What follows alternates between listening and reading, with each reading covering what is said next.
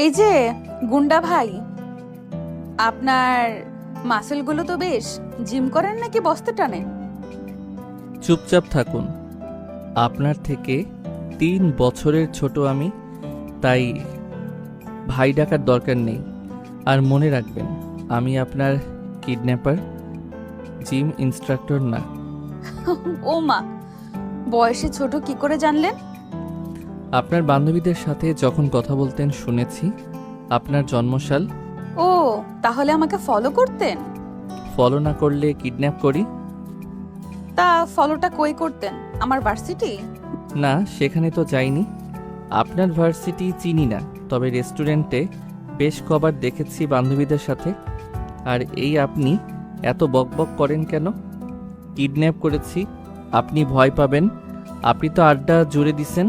বাবা, আপনাকে ভয় পাবার কি আছে? আপনার কি শিং আছে গুঁতো দিবেন, নাকি দাঁত আছে কামড় দেবেন? আর বয়সে ছোট তা কি হয়েছে? আপনি তো আমাকে বেশ কায়দা করে তুলে এনেছেন।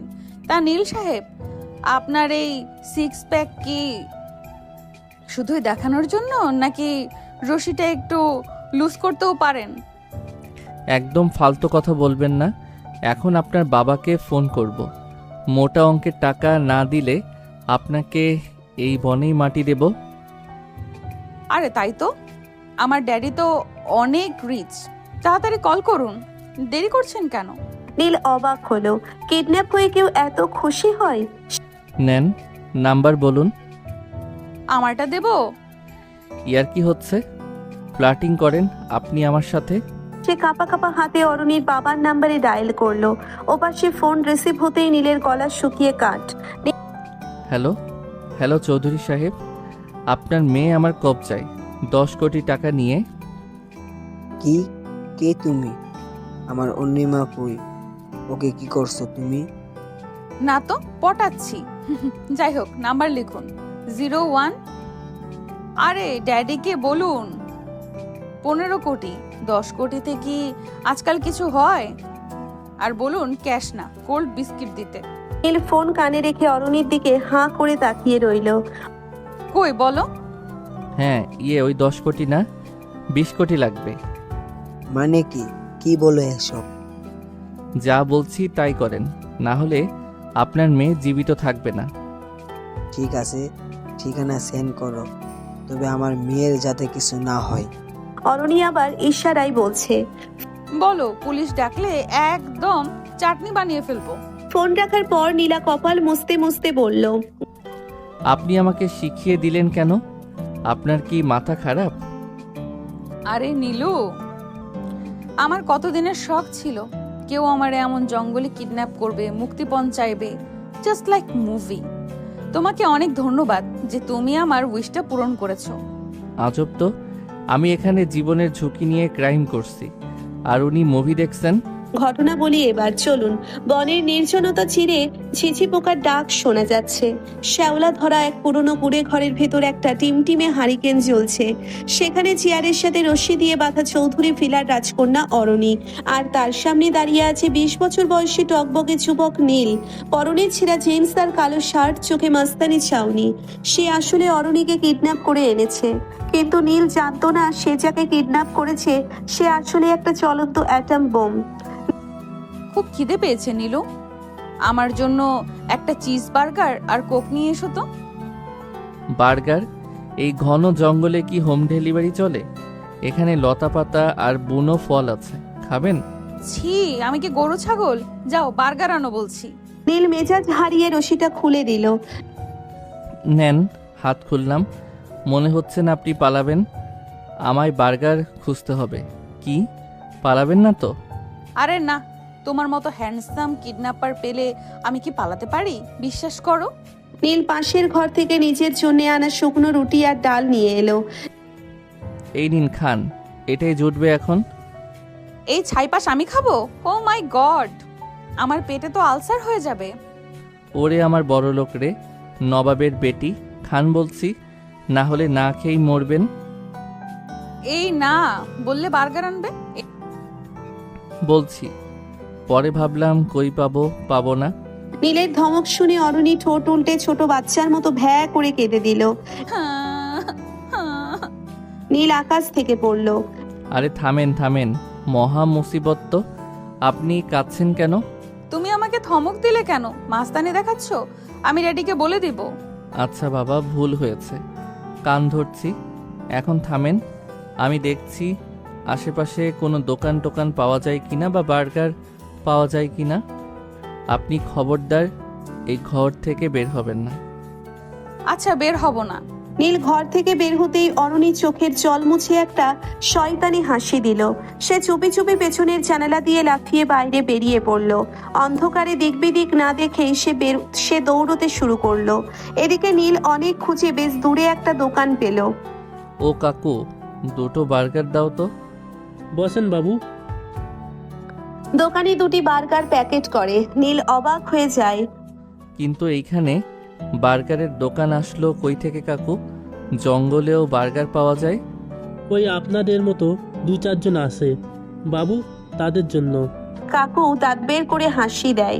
নীল বুঝেছে লোকটাকে বুঝিয়েছে, তাই কথা না বাড়িয়ে বসে থাকে। কাকু বার্গারের প্যাকেট হাতে দিলে নীল উঠে দাঁড়ায়, তারপর হাঁটতে থাকে।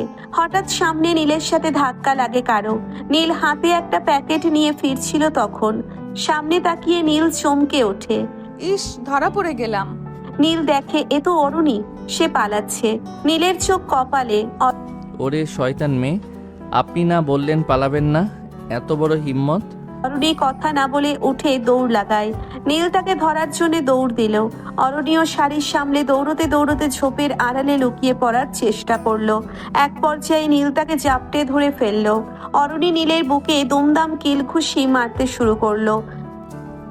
ছাড়ো আমায়, পিচ্চি গুন্ডা কোথাকার। ধস্তাধস্তির মাঝে নীল পা পিছলে পড়ে গেল, আর অরুণীও ছিটকে গিয়ে একটা কাঁটা ঝোপের ওপর পড়লো। ও মা গো, মরে গেলাম। অরুণী তার পায়ে একটা বড় কাঁটা বিঁধিয়ে ফেলেছে। সে বাচ্চাদের মতো চিৎকার করে কাঁদতে লাগলো। নীল উঠে এসে তাকে এক ঝটকায় কোলে তুলে নিল। এত চেঁচাবেন না তো, জঙ্গল মাথায় তুললেন একদম। নীল তাকে কোলে করে কুড়ে ঘরে নিয়ে এলো। বিছানায় বসিয়ে সে অরুণীর পা নিজের কোলের উপর রাখলো। কাঁটাটা বের করার জন্য হাত দিতেই অরুণী আবার চিৎকার শুরু করলো। আরে চুপ করেন, আপনার মতো সিনিয়র মেয়ে এমন বাচ্চাদের মতো কাঁদে কেন? তখন তো খুব ডার্ট দেখাচ্ছিলেন। হুম, লাগছে তো। নীলু প্লিজ, আস্তে বের করো। নীল খুব সাবধানে কাঁটাটা বের করে ফেললো। অরুণী অবাক চোখে নীলের দিকে তাকিয়ে রইল। এই দুর্ধর্ষ গুন্ডা ছেলেটার ভেতর এত মায়া লুকিয়ে আছে। নীল নিজের শার্টের হাতা ছিঁড়ে অরুণীর পায়ে ব্যান্ডেজ করে দিল। আপনি যদি না পালাতেন তবে কি এই অবস্থা হতো? কি বলেছিল পালাতে? আমি তো জাস্ট চেক করছিলাম তুমি আমাকে কতটা ভালোবাসো। আই মিন কতটা সিরিয়াসলি কিডন্যাপ করেছো। একটু যদি অ্যাডভেঞ্চার না থাকে চলে। নীল দীর্ঘশ্বাস ফেলে অরুণীর দিকে বার্গারের প্যাকেটটা এগিয়ে দিল। কে বলেছিল পালাতে? নিন, অনেক কষ্টে মাইলখানেক হেঁটে এই ঠান্ডা বার্গারটা জোগাড় করেছি। এবার খেয়ে শান্ত হন রাজকুমারী। অরুণী হাসি মুখে বার্গারে কামড় দিল। অন্ধকার ঘরটা তখন দুই অসমবয়সী মানুষের খুনসুটি আর এক অদ্ভুত ভালো লাগায় ভরে উঠল। নীলের মনে হলো এই কিডন্যাপটা তার জীবনের সবচেয়ে মধুর ভুল হতে চলেছে। কুঁড়ে ঘরের ভেতর তেলের হারিকেনটা মৃদু আলো ছড়াচ্ছে। নীল অরুণীর ব্যান্ডেজ করা পায়ের দিকে তাকিয়ে একটা গভীর দীর্ঘশ্বাস ফেলল। তার কিডন্যাপ করার মিশনটা যে এভাবে হাসির খোরাক হবে সে স্বপ্নেও ভাবেনি। অরুণী বার্গারে একটা কামড় দিয়ে মুখটা এমন করলো যেন সে বিষ খাচ্ছে। নীলু, এই বার্গারের প্যাটি তো মনে হচ্ছে জুতার সোলের চেয়েও শক্ত। আর চিজ কই? চিজের বদলে কি এখানে ডালডা দিয়েছে? শুনুন ম্যাডাম, এই জঙ্গলের ধারে যে দোকানে এই বার্গারটা পাওয়া গেছে সেখানে চিজের বদলে যে সাবান দেয়নি, এটাই আপনার ভাগ্য। আর দয়া করে আমাকে নীলু ডাকবেন না। আমি কি আপনার পোষা বিড়াল? বিড়াল হলে তো ভালোই হতো, কোলে নিয়ে বসে থাকতাম। তা নীল সাহেব, আপনার এই কিডন্যাপ করার আইডিয়াটা কার? মুভি দেখে ইন্সপায়ার্ড হয়েছেন নাকি ইন্টারনেটে how to be a failed kidnapper লিখে সার্চ দিয়েছিলেন? আপনি বড্ড বেশি কথা বলেন। আমি গরিব হতে পারি, কিন্তু আমার একটা ইজ্জত আছে। আপনাকে কিডন্যাপ করেছি টাকা আদায়ের জন্য। আপনার লেকচার শোনার জন্য নয়। ইজ্জত? এই ছেঁড়া শার্ট আর জঙ্গলি বেশে ইজ্জত খুঁজছেন? তার চেয়ে বরং আমার পার্সোনাল মেকানিক হয়ে যান, ড্যাডি আপনাকে এর চেয়ে বেশি বেতন দিবে। চুপ, একদম চুপ। আর একটা কথা বললে আপনার মুখে ওই শক্ত বার্গারটা স্কচ টেপ দিয়ে আটকে দেব। নীল রাগে গজগজ করতে করতে কুড়ে ঘরের বাইরে গিয়ে বসলো। অরুণী মুচকি হেসে বার্গারের বাকি অংশটুকু সাবার করলো। তার কেন যেন এই পিচ্ছি গুন্ডাটাকে পচাতে খুব মজা লাগছে। রাত যত গভীর হচ্ছে জঙ্গলের ঠান্ডা তত বাড়ছে। কুড়ে ঘরের ভাঙা জানালা দিয়ে হিমশীতল হাওয়া ভেতরে ঢুকছে। নীল বাইরে আগুনের কুণ্ডুলি জ্বালিয়ে বসেছিল, কিন্তু শীতের তীব্রতায় সে ভেতরে আসতে বাধ্য হলো। এসে দেখলো অরুণী মেঝেতে পড়ে থাকা একটা পাতলা কাঁথার উপর গুটিসুটি মেরে শুয়ে আছে। তার সারা শরীর কাঁপছে। নীল ভাবলো মেয়েটা আবার কোনো নাটক করছে না তো। এই যে ম্যাডাম, এখন আবার কিসের অভিনয়? মেঝেতে শুয়ে কি ফিটনেস টেস্ট করছেন? অরুণী কোনো উত্তর দিল না। নীর একটু কাছে গিয়ে দেখলো অরুণীর নিঃশ্বাস খুব দ্রুত চলছে। সে কপালে হাত দিতেই চমকে উঠল, শরীর আগুনের মতো পড়ছে। সর্বনাশ, আপনার তো ধুম জ্বর। ওই যে জঙ্গলে দৌড়াদৌড়ি করে পায়ে কাটা ফুটিয়েছেন, মনে হয় ইনফেকশন হয়ে গেছে। নীল একটা গামছা ভিজিয়ে অরুণীর জলপট্টি দিতে শুরু করলো। অরুণী জ্বরের ঘরে বিড়বিড় করছে। নীল যখন তার কপাল মুছিয়ে দিচ্ছিল, হঠাৎ অরুণী তার দুহাত দিয়ে নীলের হাতটা শক্ত করে চাপটে ধরলো। ঠান্ডা, খুব ঠান্ডা লাগছে, প্লিজ আমাকে ছেড়ে যেও না। নীল অপ্রস্তুত হয়ে পড়লো। আরে ছাড়ুন, আমি তো জলপট্টি দিচ্ছি। আপনি তো দেখছি জ্বরের ঘোরে আমাকে বালিশ ভেবে বসে আছেন। কিন্তু অরুণী তাকে ছাড়লো না, উল্টে নীলকে নিজের গায়ের কাছে টেনে নিল। অরুণীর গায়ের সেই তপ্ত উত্তাপ নীলের শরীরে এক অদ্ভুত কম্পন সৃষ্টি করলো। নীল চেয়েও নিজেকে সরাতে পারছিল না।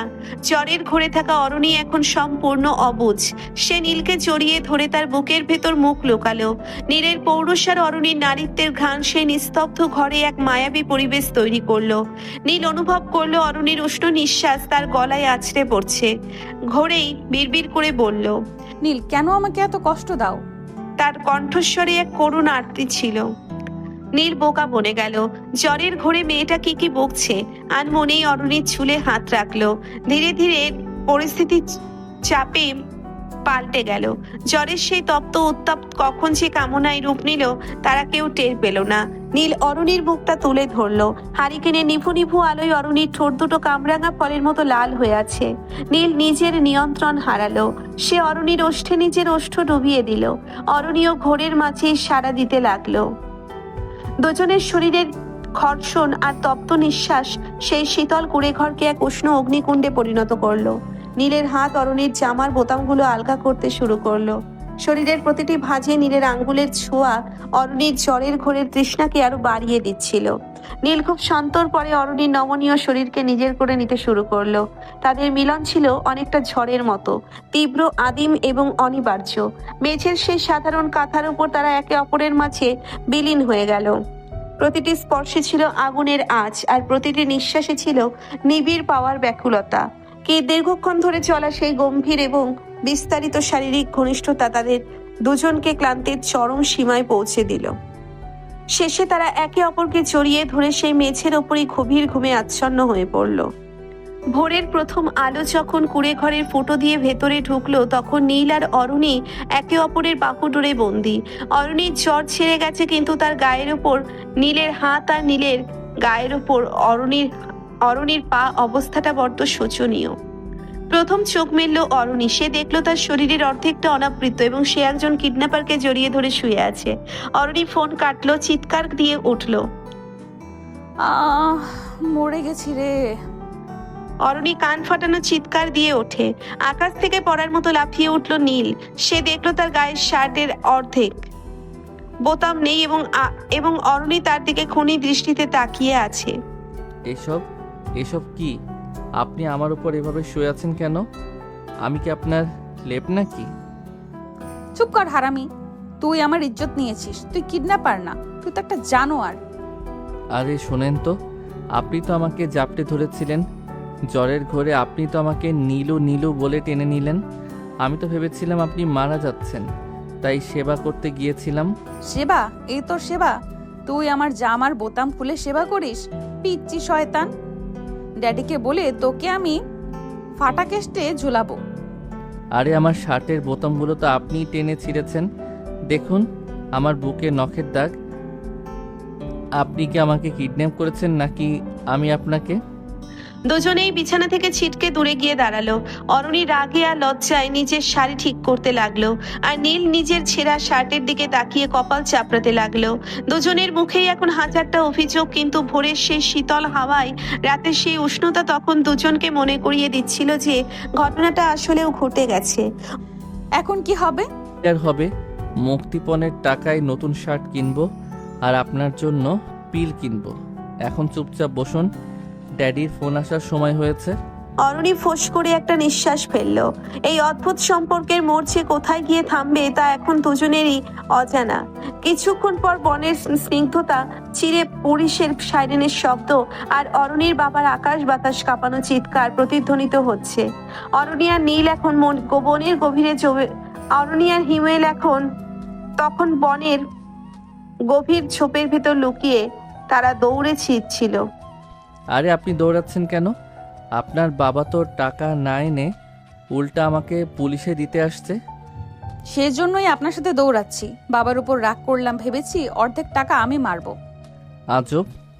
নীলের শার্ট ঘামে ভেজা, কপালে যন্ত্রণার ভাঁজ। পুলিশের একটা গুলি তার পায়ের পেশি ছুঁয়ে চলে গেছে, রক্তে ভিজে একাকার হয়ে গেছে তার পরনের মলিন জিন্স। অর্নি, পাগলামি করিস না মা, ফিরে আয়। ওই জানোয়ারটা তোকে মেরে ফেলবে। তোকে উদ্ধার করতে আমি পুরো পুলিশ বাহিনী নিয়ে এসেছি। নীল অরিনকে ধাক্কা দিয়ে সরিয়ে দেওয়ার চেষ্টা করলো, তার কণ্ঠে এক অদ্ভুত কাতরতা। পালান অরণি, আপনার বাবা এসেছে, পুলিশ এসেছে, ধরা দিলে আমি নির্ঘাত এনকাউন্টারে মরব। আর আপনি রাজপ্রাসাদে ফিরে যাবেন। যান বলছি, আমার জীবন নিয়ে আপনার খেলার দরকার নেই। অরুণিত উল্টে নীলের শার্টের কলার শক্ত করে ধরলো, তার বড় বড় চোখে এখন এক অদ্ভুত জেদ আর উত্তেজনার ঝিলিক।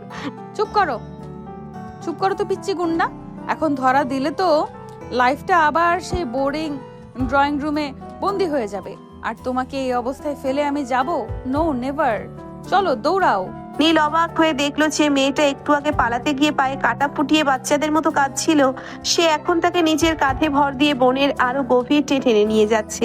পুলিশ তাদের ছায়া দেখে চিৎকার করে উঠলো। ওই যে ওরা, ফায়ার! অরুণী আর নীল বনের ঘর লতাপতা মারিয়ে এগোচ্ছে। নীলের পা থেকে টপ টপ করে রক্ত ঝরছে, প্রতিটি কদমে সে নরক যন্ত্রণা পাচ্ছে। পেছনে পুলিশের বুটের শব্দ আর টর্চের আলো তাদের পিছু ছাড়ছে না। অরুণী তার শাড়ির কুচি উপরে তুলে রেখেছে, হাত দৌড়াতে সুবিধা হয়। ড্যাডি ভাবছে আমি খুব বিপদে আছি, কিন্তু ও জানে না ওর মেয়ে এখন হলিউড মুভির হিরোইন সাজতে ব্যস্ত। চলো নীলু, ওই সামনে একটা পুরনো পাথরের আস্তানা দেখা যাচ্ছে, ওখানে লুকাতে হবে। তারা বনের এক প্রান্তে পাথুরে একটা গুহার মতো জায়গায় গিয়ে ঢুকলো। জায়গাটা ঘন লতা গুল্মে ঢাকা, বাইরে থেকে সাধারণ চোখে বোঝা অসম্ভব। ভেতরে ঢুকেই নীল ধপাস করে মাটিতে পড়ে গেল, তার মুখ রক্তশূন্য হয়ে একদম ফ্যাকাশে হয়ে গেছে। উফ, মরে গেলাম। আপনি আমার সাথে এলেন কেন? তখন তো ঠিকই পালাইতে চাইছেন, এখন কেন এই নাটক করে জীবনটা রিস্কে ফেললেন? অরুণী এক মুহূর্ত সময় নষ্ট না করে তার দামি সিল্কের শাড়িটা আঁচলটা খচখচ ছিঁড়ে ফেললো। সে নীলের পায়ের কাছে হাঁটু গেড়ে বসলো। ধুর বোকা, তখন ভেবেছিলাম তুমি একটা পচা ছেলে, জাস্ট বোরিং, টাকার জন্য কিডন্যাপ করেছো। কিন্তু এখন দেখছি তুমি তো বেশ সাহসী, আর এত সহজে ধরা দিলে তো অ্যাডভেঞ্চারটাই মাটি হয়ে যেত। কিডন্যাপ হওয়ার পর পুলিশের হাত থেকে এই পালিয়ে বেড়ানো পুরো জম্পেশ একটা ব্যাপার, আমি মুভিতে দেখেছি। পাগল, আজ তো একটা পাগল আপনি। এখানে আমার জান যায় যায় অবস্থা, আর উনি জম্পেশ অ্যাডভেঞ্চার খুঁজছেন। অরুণী কুড়ে ঘর থেকে আনা তার ভ্যানিটি ব্যাগ থেকে একটা নেল কাটার আর দিয়াশলাই বের করলো। সে নীলের ক্ষতের কাছে গিয়ে গম্ভীর মুখে বলল, নীলু, এই শার্টের হাতাটা কামড়ে ধরো, আমাকে গুলিটা বের করতে হবে, না হলে সেপটিক হয়ে পা কেটে ফেলতে হবে। কি আপনি করবেন? আপনি কি ডাক্তার না কি কসাই? নেল কাটার দিয়ে গুলি বের করবেন? চুপ, একদম কথা বলবে না। কথা বললে মন অন্যদিকে যাবে, তখন হাড় কেটে ফেলবো কিন্তু। অরুণী দিয়াশলাই চালিয়ে নেল কাটারের অগ্রভাগ গরম করে নিল। তারপর যেই না সে নীলের ক্ষতের গভীরে ওটা ঢোকালো, নীল গগন বিদারী চিৎকার দিয়ে উঠল। আহ ওরে মা গো, মেরে ফেললো রে, দোহাই আপনার, পুলিশে দিয়ে দেন, তাও আমাকে এভাবে জবাই করবেন না। আরে থামো, বাচ্চাদের মতো ভ্যা ভ্যা করো না। এই তো দেখা যাচ্ছে, এই যে বেরিয়ে গেছে। অরণি সত্যি সত্যি ক্ষতের ভেতর থেকে সীসার দানাটা বের করে আনলো। রক্ত ফিনকি দিয়ে ছুটছে। সে নিজের দামি সিল্কের আঁচল দিয়ে ঘষে নীলের পা ব্যান্ডেজ করে নিল। নীল তখন দরদর করে ঘামছে আর বড় বড় নিঃশ্বাস নিচ্ছে।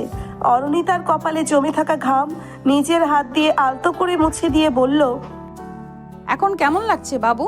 ব্যথা একটু কমেছে? খবরদার বাবু ডাকবেন না। আমি আপনার কিডন্যাপার, আপনার বয়ফ্রেন্ড না। হ্যাঁ হ্যাঁ, খুব তো বড় কিডন্যাপার। গুলি খেয়ে তো আমার কোলে মাথা রেখে ভ্যা ভ্যা করে কাঁদলে। রাত বাড়ার সাথে সাথে বনের ভিতর হাড় কাঁপানো শীত নামতে শুরু করলো। নীলের শরীর গুলির বিষ আর ঠান্ডার ধাক্কায় কাঁপতে শুরু করলো। কিছুক্ষণের মধ্যেই তার শরীরে ধুম জ্বর চলে এলো। সে জ্বরের ঘোরে কাঁপতে কাঁপতে অরুণীকে আষ্টে পৃষ্ঠে জড়িয়ে ধরলো। অরুণী তাকে উষ্ণতা দেওয়ার জন্য আরো কাছে টেনে নিল। নীলু, তোমার গা তো আগুনের মতো পুড়ছে, আমাকে আরো শক্ত করে ধরো। নীল জ্বরের ঘোরে বিড়বিড় করে, ঠান্ডা, অরণি প্লিজ আমাকে ছেড়ে যেও না, অন্ধকার ভয় লাগে। অরুণী দেখলো নীল তাকে পাগলের মতো চাপটে ধরেছে। নীলের শরীরের সেই তপ্ত নিঃশ্বাস অরুণীর ঘাড়ের কাছে আছড়ে পড়ছে। বনের সে অন্ধকার আস্তানায় পাথরের মেঝেতে তাদের দুজনের শরীরের স্পর্শ এক অন্যরকম মায়ার সৃষ্টি করলো। অরুণীর ভেতরেও এক নাম না জানা শিহরণ শুরু হলো। সে নীলের মুখটা নিজের দুই হাতের আঁচলাই তুলে নিল। নীল জ্বরের ঘোরের তৃষ্ণায় অরুণীর ঠোঁটে নিজের ঠোঁট ছোঁয়ালো। অরুণী এবার আর নিজেকে নিয়ন্ত্রণ করতে পারল না। সে নীলের বলিষ্ঠ উত্তপ্ত শরীরে নিজের নমনীয়তা সঁপে দিল। বনের সেই নিস্তব্ধ অন্ধকার গুহায় তাদের আদিম আকাঙ্ক্ষা ডানা মেলল। নীল জ্বরের উত্তেজনায় অরুণীর শাড়ির আঁচল সরিয়ে তার কাঁধে নিজের ঠোঁট ডুবিয়ে নিল। প্রতিটি স্পর্শে ছিল আগুনের আঁচ। অরুণী নীলের চুলের ভেতর আঙ্গুল চালিয়ে তাকে আরো নিবিড়ভাবে নিজের সাথে মিশিয়ে নিল। নীল তার পায়ের অসহ্য যন্ত্রণা ভুলে গিয়ে অরুণীর নারীত্বের নেশায় বুঁদ হয়ে গেল। তাদের মিলন ছিল বন্য ঝড়ের মতো তীব্র, অসংযত এবং ব্যাকুল।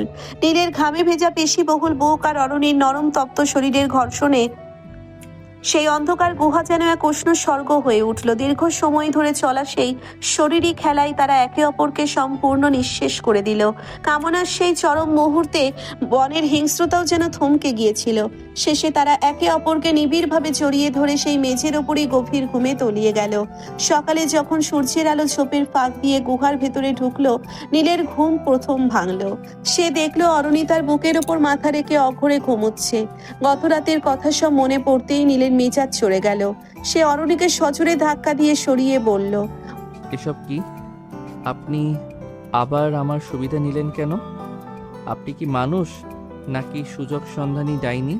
অরুণী চোখ ডলতে ডলতে বিরক্ত হয়ে উঠে বসলো। নীলের এমন কথা শুনে আর রাগে তরতর করে সপ্তম আসমানে উঠে গেল। সুবিধা নিলাম মানে? তুমি তো আমাকে জ্বরের ঘোরে জাপটে ধরে আদর করছিলে। আমি তো তোমার সেবা করতে গিয়ে নিজের সব হারিয়েছি, আর এখন আমাকে দোষ দিচ্ছ? সেবা? এই আপনার সেবা? জামা কাপড় খুলে মানুষের ইজ্জত নিয়ে নেওয়া কি সেবা? আপনি বড়লোকের বকে যাওয়া মেয়ে, চরিত্র বলে তো আপনাদের কিছু নেই। আপনি তো স্রেফ মজার জন্য আমার সাথে এসব করেছেন। চরিত্রের কথা তুমি একদম বলবে না। তুমি আমাকে কিডন্যাপ করেছো টাকার জন্য। তুমি তো একটা ক্রিমিনাল। আর গত রাতে যা হয়েছে ওটা তোমার ভালো লেগেছে বলেই হয়েছে। এর আগের দিন তো তুমিও করলে। এখন ধোয়া তুলসী পাতা সেজে আমাকে অপমান করতে এসো না। আমি টাকার জন্য কিডন্যাপ করেছি ঠিকই, কিন্তু আপনার মতো লম্পট হতে চাইনি। আপনার সাথে পালানোই আমার জীবনের বড় ভুল। এখন বের হন এখান থেকে, আমি একাই পালাবো। যাও, দেখি কেমন পারো। গুলি খাওয়া পা নিয়ে এক পা নড়তেই তো বুঝবে মজা। আমার সাহায্য ছাড়া তুমি বনের 1 ইঞ্চিও পার হতে পারবে না।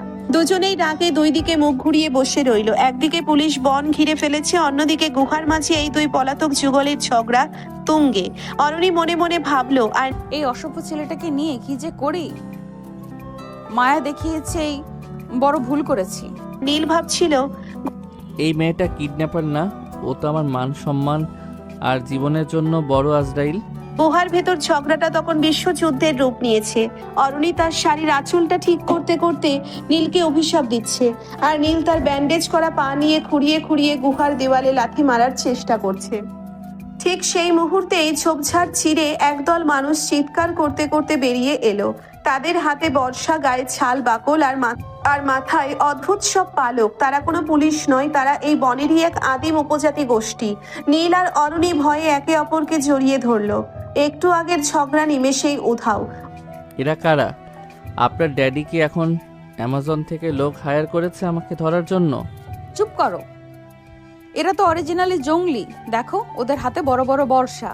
উপজাতিদের সর্দার এগিয়ে এলো, বিশাল তার চেহারা। সে নীল আর অরুণীকে দেখে তার ভাষায় কি যেন একটা ঘোষণা করলো।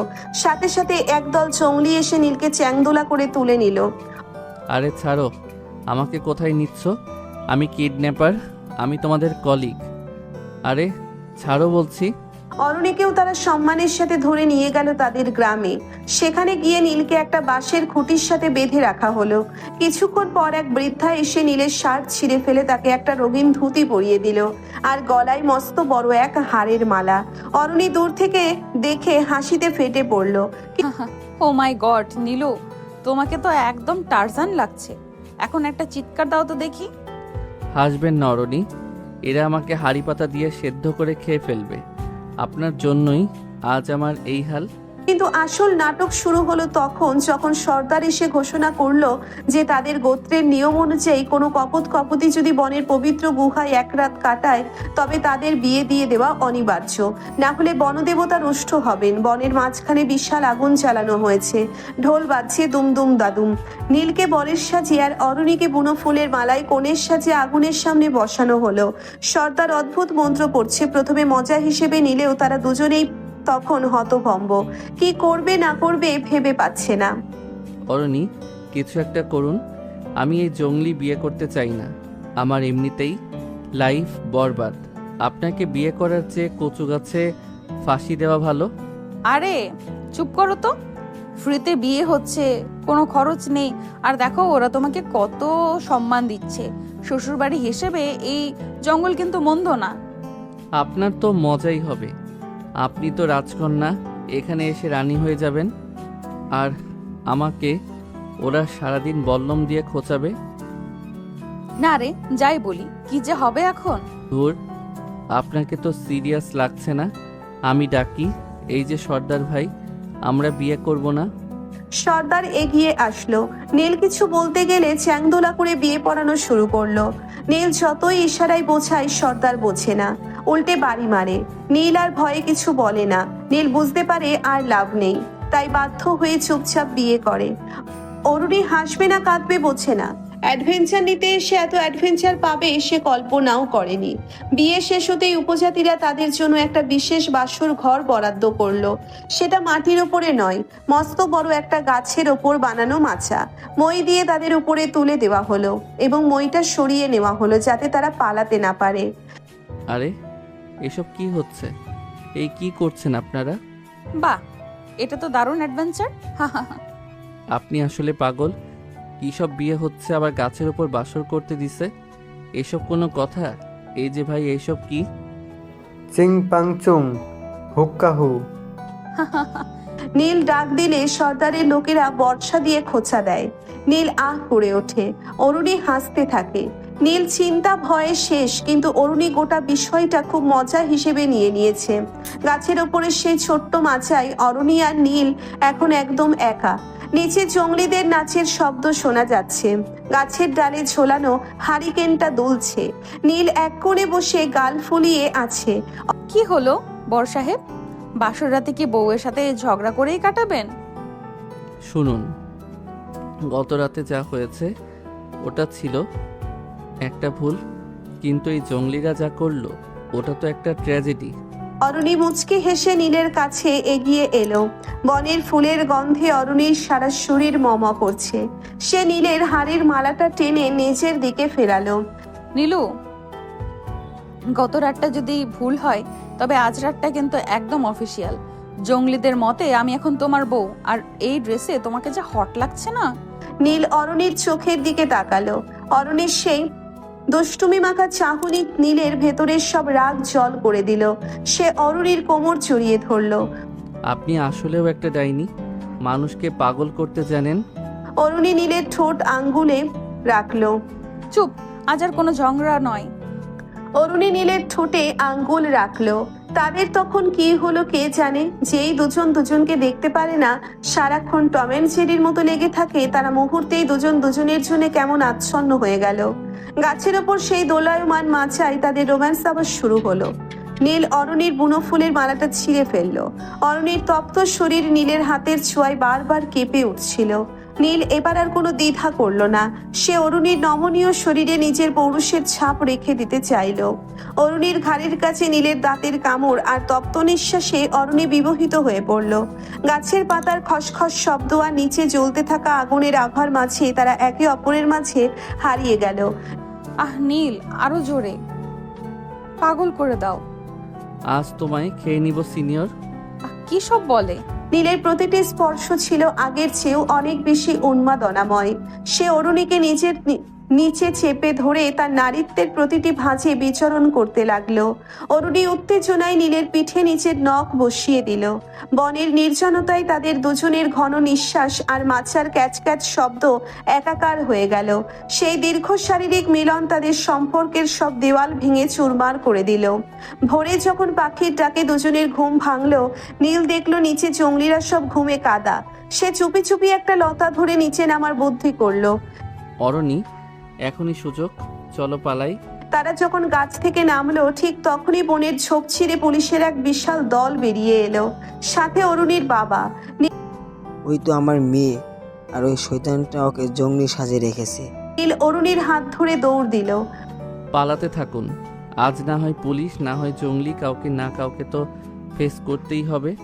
দৌড়তে দৌড়তে তারা একটা পাহাড়ের কিনারায় চলে এলো। নিচে নদী। নীলু, এখন কি হবে? অ্যাডভেঞ্চার যখন শুরু করেছেন, তবে শেষটাও রাজকীয় হোক। ঝাঁপ দিন। নীল অরুণীকে কোলে নিয়ে নদী লক্ষ্য করে বিশাল এক লাফ দিল।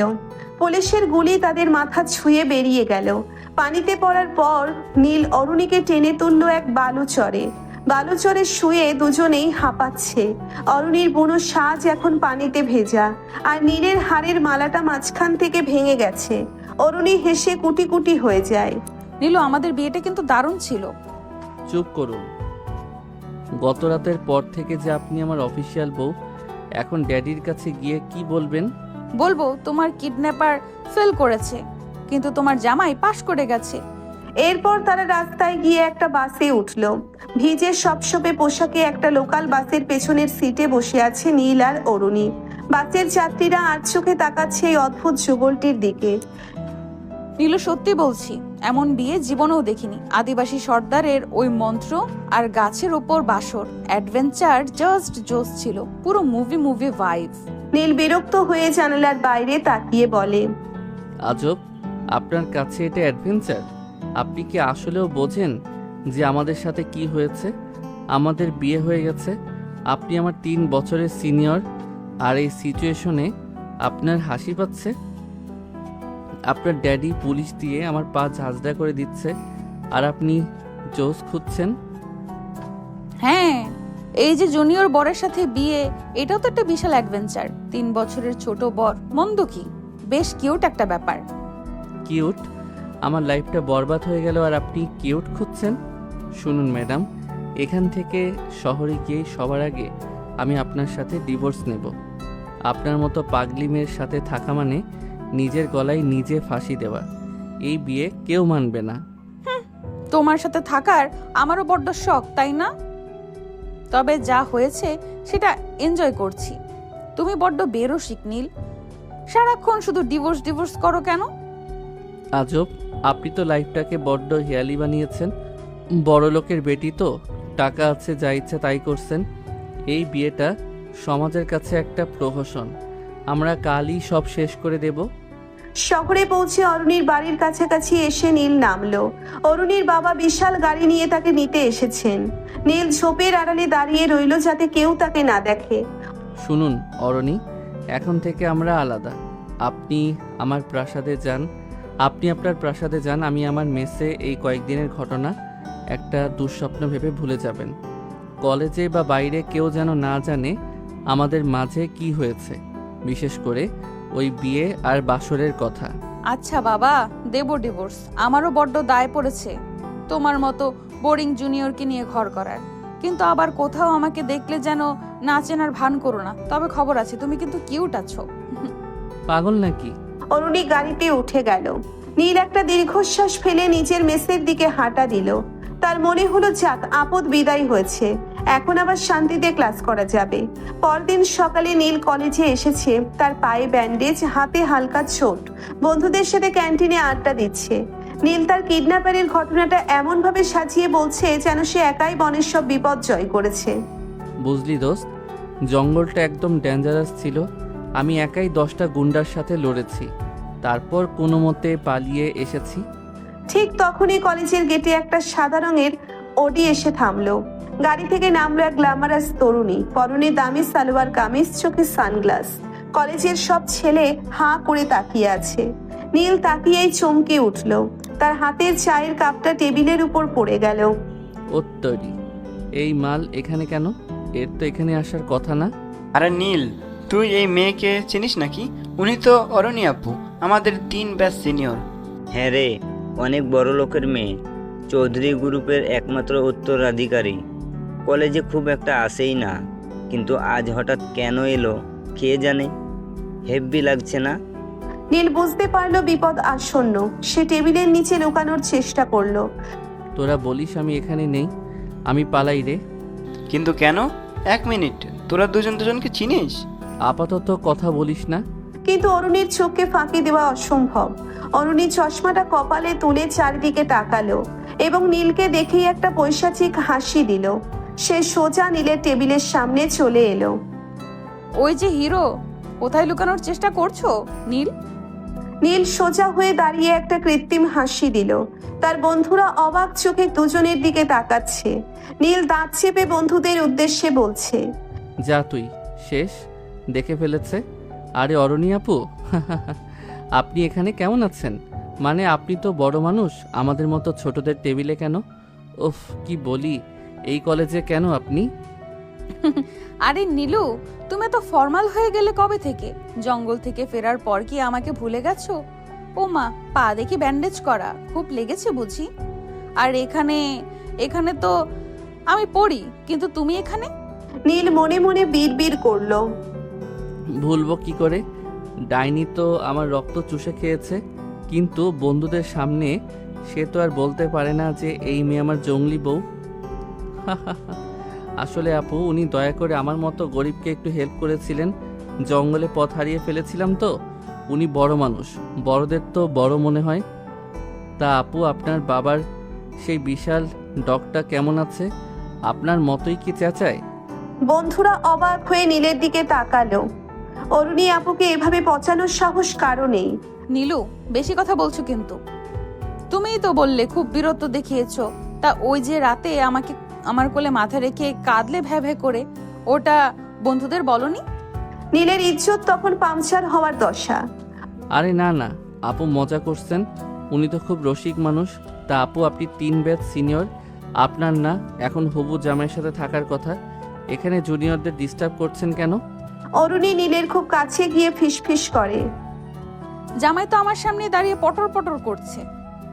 চলো নীলু, একটু লাইব্রেরিতে গিয়ে কথা বলি, নাকি সবার সামনেই ডিভোর্স পেপারটা বের করব? নীল কাঁদো কাঁদো মুখে বন্ধুদের দিকে তাকালো। বন্ধুরা ভাবছে নীল আর অরুণী আপুর মধ্যে বোধহয় বিশাল কোনো ফ্রেন্ডশিপ হয়েছে। বন্ধুরা, আপু আসলে আমাকে পড়াশোনা নিয়ে গাইড করতে চাইছেন। উনি অনেক মেধাবী তো, চলুন আপু জ্ঞান অর্জন করি। নীল মনে মনে ভাবলো, এই ডাইনি কলেজে আসা শুরু করলে আমার মান সম্মান সব যাবে। জঙ্গলই ভালো ছিল, অন্তত সেখানে ইজ্জতটা তো ছিল। অরুণী নীলের টি শার্টের হাতা ধরে টানতে টানতে নিয়ে গেল। নীল ওপর দিয়ে হাসলেও মনে মনে অরুণীকে হাজারটা গালি দিচ্ছে আর ভাবছে এই সিনিয়র বইয়ের হাত থেকে রেহাই পাওয়ার উপায় কি। লাইব্রেরির কোনায় তখন ধুলো জমা পুরনো বইয়ের গন্ধ আর এয়ার কন্ডিশনারের মৃদু গুঞ্জন। নীল আর অরুণী মুখোমুখি বসা। বাইরে কলেজের হাজারটা ছাত্রছাত্রীর কোলাহল, কিন্তু এই কোণায় পরিবেশটা থমথমে। নীল লাইব্রেরির ডেস্কে মাথা ঠেকিয়ে রেখেছে, আর অরুণী একটা হাসি দিয়ে নিজের হাতের নখ দেখছে। নীল সোজা হয়ে বসে অরুণীর দিকে তাকালো। তার চোখের নিচে কালচে ছোপ, মনে হচ্ছে সারা রাত ডিভোর্সের ড্রাফট বানিয়েছে। শুনুন অরণি আপু, এই যে আপনি সবার সামনে এসে নীলু নীলু করছেন, এতে আমার ক্যারিয়ারের 12টা বেজে যাচ্ছে। আপনার বাবা তো আমাকে কিডন্যাপার হিসেবে পুলিশে দিতে চেয়েছিলেন, এখন আপনি কলেজে এসে আমার বউ সাজার নাটক করছেন কেন? বউ সাজার নাটক? নীলু, আমরা তো legally married by the tribal law. জঙ্গলি সর্দার ওই হারের মালাটার কথা কি এত তাড়াতাড়ি ভুলে গেলে? আর আমি তো এখানে তোমার সম্মান বাঁচাতে এসেছি। বন্ধুরা তো ভাবছে তুমি কত বড় হিরো। হিরো না ছাই, আপনি তো সবার সামনে বললেন আমি আপনার কোলে মাথা রেখে কেঁদেছি। আমার বন্ধুরা এখন আমাকে ভ্যা ভ্যা নীল বলে ডাকছে। আপনার মতো সিনিয়র মেয়েদের কি খেয়ে দিয়ে কোনো কাজ নেই? যান না নিজের ব্যাচের ছেলেদের সাথে আড্ডা দিন। নিজের ব্যাচের ছেলেরা বড্ড বোরিং। কেউ আমাকে কিডন্যাপ করার সাহস রাখে না। তোমার মতো পিচ্ছি একটা ছেলে যখন আমাকে জঙ্গল দিয়ে দৌড়ানি দেয়, তখন লাইফটা একটু কালারফুল মনে হয়। বাই দ্য ওয়ে, এই ডিভোর্স পেপারটার কি হলো? নীল পকেট থেকে এক দলা মোচড়ানো কাগজ বের করলো। এই যে সব রেডি, আপনি সই করবেন আর আমরা যে যার পথে চলে যাব। ব্যাস, খেল খতম। অরুণী কাগজটা হাতে নিয়ে নেড়েচেড়ে দেখলো। ড্রাফটিং তো বেশ কাঁচা, স্পেলিং মিস্টেকও আছে। তুমি কি মেকানিক নাকি উকিল? আর শোনো, এখন সই করলে আমার ড্যাডি তোমাকে জ্যান্ত পুঁতে ফেলবে। তিনি ভাবছেন আমি এখন সুখে সংসার করার চিন্তা করছি। বিয়ে যেহেতু হয়ে গেছে, বেচারা আর না মানা ছাড়া আর কি করবে বলো? তুমি সই করলে ড্যাডি ভাববে তুমি আমাকে রিজেক্ট করছো। চৌধুরী ভিলার মেয়েকে রিজেক্ট করার মানে কি জানো? নীল ঢোক গেলে। কি কি বলেন? আপনার ওই ডাকাত ড্যাডি মেনে নিল, যার জন্য এত সব হলো? শহরে তোমার হাড়গোড়ও খুঁজে পাওয়া যাবে না। তাই আপাতত এই ডিভোর্স পেপারটা আমার ব্যাগে থাকুক। আমরা কলেজের সামনে শুধু সিনিয়র জুনিয়র আর আড়ালে যুদ্ধবাজ দম্পতি হয়ে থাকবো। কি বলো? হ্যাঁ নীল, তুই শেষ ভাই। আহারে, নিজের জন্য নিজের কি মায়া লাগে। লাইব্রেরি থেকে বের হয়ে তারা ক্যান্টিনে এলো। নীল চাইলো একা বসে চা খেতে, কিন্তু অরুণী তার পাশের চেয়ারটা টেনে বসে পড়লো। কলেজের সিনিয়ররা অবাক হয়ে দেখছে, অরুণী চৌধুরীর মতো রাশভারী মেয়ে কিনা এই সাধারণ জুনিয়রটার সাথে বসে সিঙ্গারা খাচ্ছে। আপু, আপনি নিজের টেবিলে যান, আমার বন্ধুরা আসছে। আসুক না, আজ আমি সবাইকে ট্রিট দিব। নীলুর বীরত্বের গল্প শোনাতে হবে না? ঠিক তখনই নীলের বন্ধু আকাশ আর রনি চলে এলো। আরে অরণি আপু, নীল তো খুব লাকি। জঙ্গল থেকে আসার পরও ও তো দেখি আপনার পার্সোনাল সেক্রেটারি হয়ে গেছে। সেক্রেটারি না আকাশ, ও তো আমার বডিগার্ড। সেদিন জঙ্গলে ও যখন আমাকে কাঁধে করে পার করছিল, তখন ওর বীরত্ব দেখে তো আমি ফিদা। জঙ্গল মানে ওর সাথে আপনিও ছিলেন নাকি? এ কি রর, কিসব বলে? আরে মজা করে। আমার জঙ্গলে যাবার কথা তো সবাই জানে, আমি যে কিডন্যাপ হইছি। কিডন্যাপ করে বলে কিডন্যাপ হইছি, কি ফাজিল। মানে? নীল দাঁত কিরমির করে। আকাশ, ওসব কথা বাদ দে। আপু একটু বেশি বানিয়ে বলেন। উনি মজা করেন। উনি তো রাজকন্যা, ছোটবেলায় রূপকথার গল্প বেশি পড়েছেন তো, তাই সব জায়গায় কল্পনা মেশান। তাই নাকি নীলু? কল্পনা? আচ্ছা বন্ধুরা, তোমরা কি জানো তোমাদের এই নীল রাতে একা ঘুমাতে ভয় পায়? জঙ্গলে তো আমার হাত 1 সেকেন্ডের জন্য ছাড়েনি। মনে হচ্ছিল যেন আমি হারিয়ে গেলে ও বনেই হার্ট অ্যাটাক করবে। নীলের মান সম্মান এখন ক্যান্টিনের নর্দমা এসে কোনো মতে চায়ের কাপে চুমুক দিয়ে বলল, আপু, আপনার মনে হয় আবার জ্বর আসছে? ওই যে কিছুদিন আগে কাঁপছিলেন না, শুনছিলাম তো। তখনই আপনার মাথায় সমস্যা হয়েছে, মেমোরি লস হয়েছে আপনার। আমি হাত ধরিনি, আপনি তো আমার শার্টের হাতা টেনে ছিঁড়ে দিয়েছিলেন। মানে জঙ্গলে না, একদিন যে রেস্টুরেন্টে দেখা হলো। পুরো ক্যান্টিনে হাসির রোল পড়লো। সিনিয়ররা বলাবলি করতে লাগলো, এই জুনিয়র নীল ছেলেটা তো হেব্বি সাহস রাখে অরুণী আপুর মুখে মুখে কথা বলার। বিকেলে কলেজ ছুটি হওয়ার পর গেটের সামনে আবার সেই সাদা অডি। অরুণী গাড়ির কাঁচ নামিয়ে নীলকে ডাকলো। নীলু এসো, তোমাকে ড্রপ করে দেই। না ধন্যবাদ, আমি বাসে যাব। বড় লোকদের গাড়িতে উঠলে আমার অ্যালার্জি হয়। বাসে যাবে তোমার ওই ব্যান্ডেজ করা পা নিয়ে? আর যদি ড্যাডির বডিগার্ডরা তোমাকে রাস্তায় একা দেখে তুলে নিয়ে যায়, তখন কিন্তু আমি বাঁচাতে আসবো না। নীল বাধ্য হয়ে গাড়িতে উঠলো। ভেতরে এসির আরামদায়ক পরিবেশে সে আয়েশ করে বসলো, কিন্তু মুখটা বাংলার পাঁচের মতো করে রাখলো। এসব কতদিন চলবে এই নাটক? যতদিন না আমি বের হচ্ছি। আর শোনো, কাল কলেজে আমাদের একটা ফাংশন আছে, তোমাকে আমার সাথে পারফর্ম করতে হবে। অসম্ভব, আমি কোনো নাচ গান জানি না। আমি কিডন্যাপার, আমি পারফর্মার না। না করলে ডিভোর্স পেপারটা ড্যাডিকে দেখিয়ে দেব, বলবো নীল আমাকে ব্ল্যাকমেল করছে, ডিভোর্স চাচ্ছে, তারপর পুলিশে। নীল একটা দীর্ঘশ্বাস ফেলে জানালা দিয়ে বাইরে তাকালো। তার মনে হলো জঙ্গল থেকে পালানো সহজ ছিল, কিন্তু এই অরুণী চৌধুরীর মায়াবী আর পৈশাচিক জঙ্গল থেকে পালানো মনে হয় এই জন্মে সম্ভব না। অরুণী আর চোখে নীলকে দেখলো আর মনে মনে বলল, কিডন্যাপ করতে এসে তো নিজেই আমার খাঁচায় বন্দি হয়ে গেলে নীল। রাতে নীল তার মেসে বসে ভাবছিল অরুণীর সাথে এই অসম লড়াই তাকে ক্লান্ত করে দিয়েছে। সে ভাবলো কাল কলেজে যাবেই না, কি উপেক্ষা করা মানে নিজের বিপদ ডেকে আনা। সেদিন রাতে অরুণীর মেসেজ এলো, কাল নীল কালার শার্ট পরবে, আমাদের কাপল ম্যাচিং হবে। নীল রিপ্লাই দিল। অরুণী ফিরতি মেসেজে একটা ইমোজি দিল তরোয়ারের। নীল বুঝলো কালকের দিনটা আরো ভয়াবহ হতে চলেছে। সিনিয়র বউয়ের জুনিয়র বড় হওয়া যে এত ঝক্কির কাজ তা সে আগে জানলে ড্যাডির কাছ থেকে মুক্তিপণ না চেয়ে ক্ষমা চেয়ে নিত। কলেজের বিশাল করিডোর আর ক্যান্টিনের ধোয়া ওঠা আড্ডার মাঝে নীল আর অরুণীর এই শত্রুতা এখন টক অফ দ্য টাউন। কেউ জানে না বনের সেই আদিম বিয়ের কথা, আর সেই গোপনীয়তাই নীলকে প্রতি মুহূর্তে মৃত্যুর দুয়ারে দাঁড় করিয়ে দিচ্ছে। নীল ভাবছে ডিভোর্স দিয়ে মুক্তি পাবে, আর অরুণী ভাবছে এই জুনিয়রকে দিয়ে আর কতভাবে সার্কাস করানো যায়। সকালবেলা নীল মেসের আয়নার সামনে দাঁড়িয়ে নিচে নীল শার্টটার দিকে একবার তাকালো, তারপর তাচ্ছিল্য ভরে ওটা ছুঁড়ে ফেলে একটা টকটকে লাল রঙের শার্ট পরে নিল। আমি কাল লাল শার্ট পরব বিপদের সংকেত হিসেবে। অরণি চৌধুরীর কথা শুনতে যাব কেন? সে বলেছে নীল পরতে, আমি লাল পরব। আমি যে তার কেনা গোলাম নই, এটা আজ বুঝিয়েই ছাড়ব। সে সিনিয়র তো কি হয়েছে, আমি তো কিডন্যাপার, আমি নিজে ব্ল্যাকমেইলার। আমাকে কেন ব্ল্যাকমেইল করবে? নীল কলেজে ঢোকার পর দেখলো পেটের সামনে দাঁড়িয়ে থাকা অরুণীর পরনেও লাল শাড়ি। নীল থমকে দাঁড়ালো। অরুণী চশমাটা নাকের উপর নামিয়ে নীলকে দেখে এক চিলতে হাসলো। ও মা, নীল তুমি তো দেখছি কালকে মেসেজটা খুব সিরিয়াসলি নিয়েছো। নীল বারণ করেছিলাম বলেই কি লাল পরে ম্যাচিং করতে এলে? বাহ, আমাদের কাপল গোলস তো জাস্ট ফাটাফাটি। তীব্র মাথা চুলকাতে চুলকাতে বলল, কি সব আবল তাবল বকছেন? আমি লাল পরেছি বিপদের সংকেত হিসেবে। আপনি যে একটা ডেঞ্জারাস পাবলিক সেটা সবাইকে জানানোর জন্য। আর কাপল গোলস মানে কি? আমাদের তো কালই ডিভোর্স হওয়ার কথা ছিল। ডিভোর্স?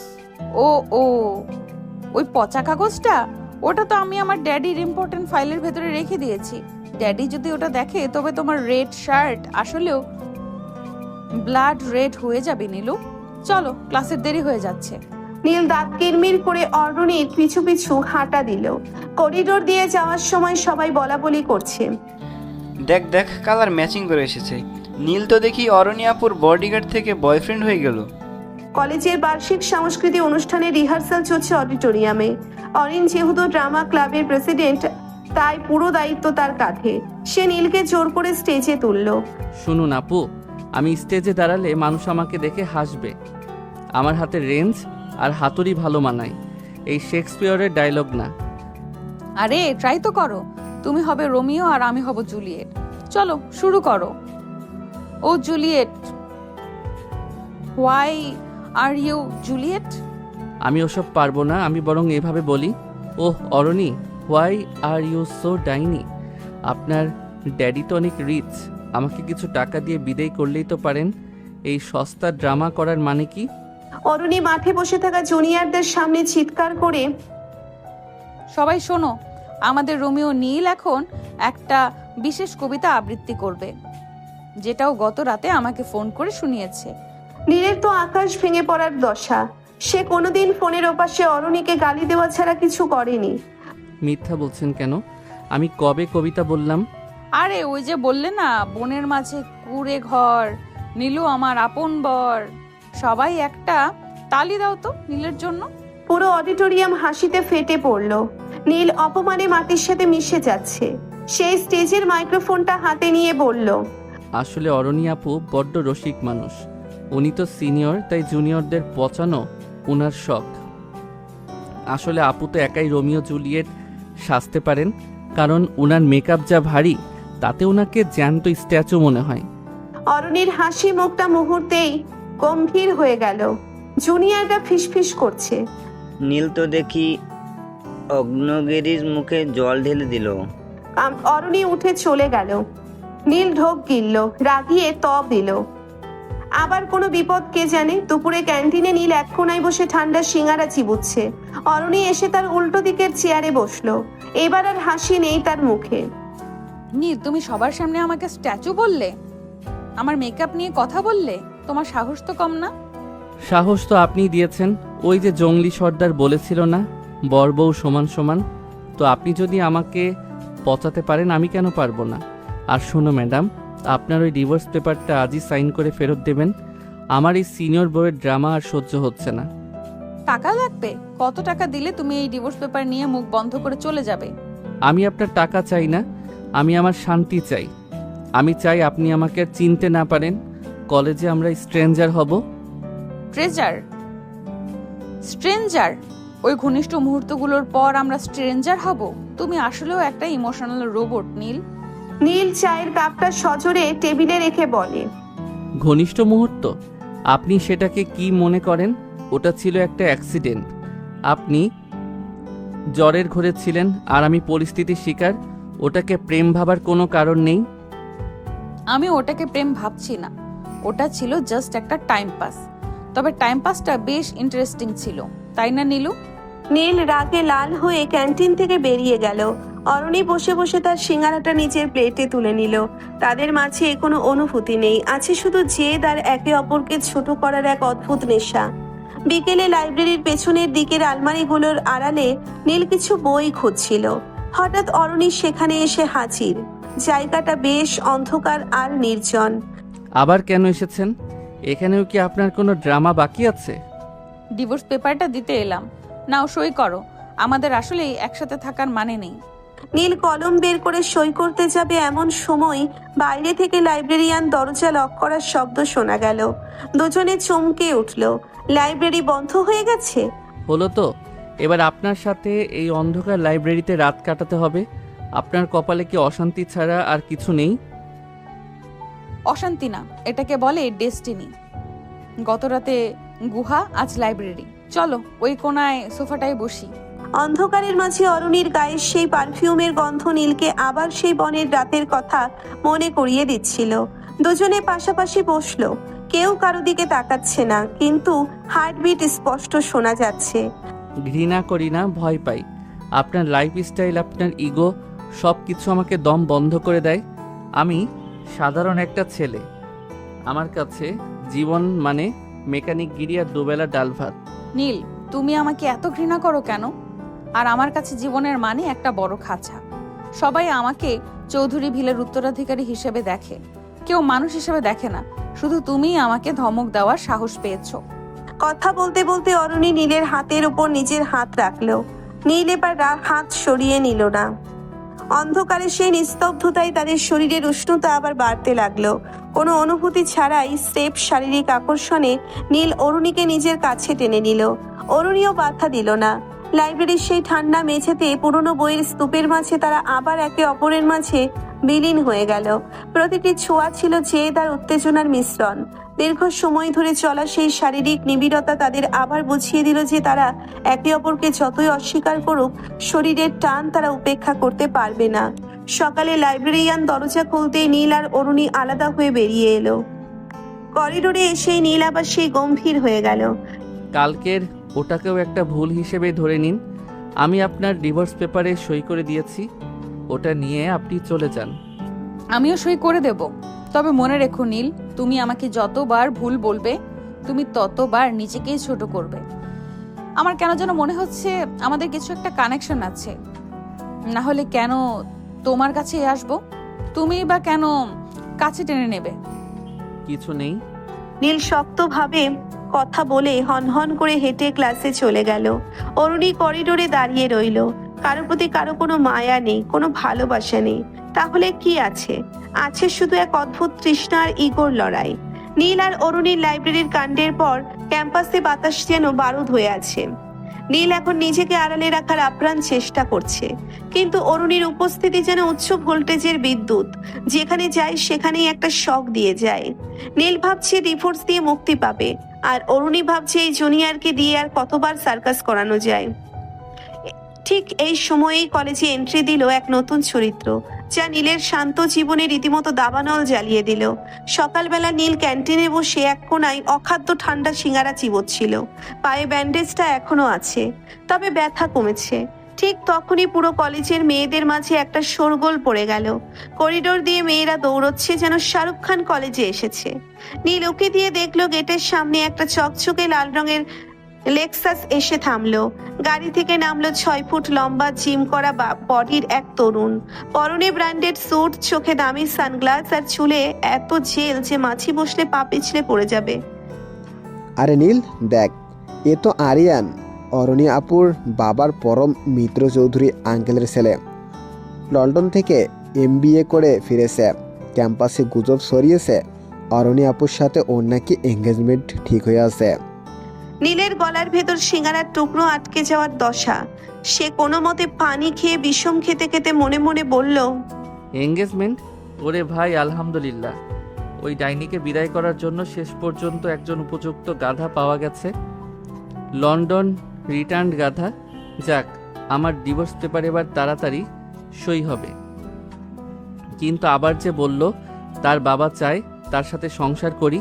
কিন্তু নীলের স্বস্তি বেশিক্ষণ টিকলো না। আরিয়ান একগুচ্ছ লাল গোলাপ নিয়ে সোজা অরুণীর কাছে গেল।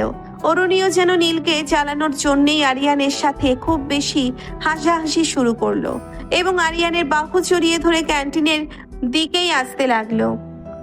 অরুণী আর আরিয়ান ক্যান্টিনে ঢুকে ঠিক নীলের পাশের টেবিলটাতে বসলো।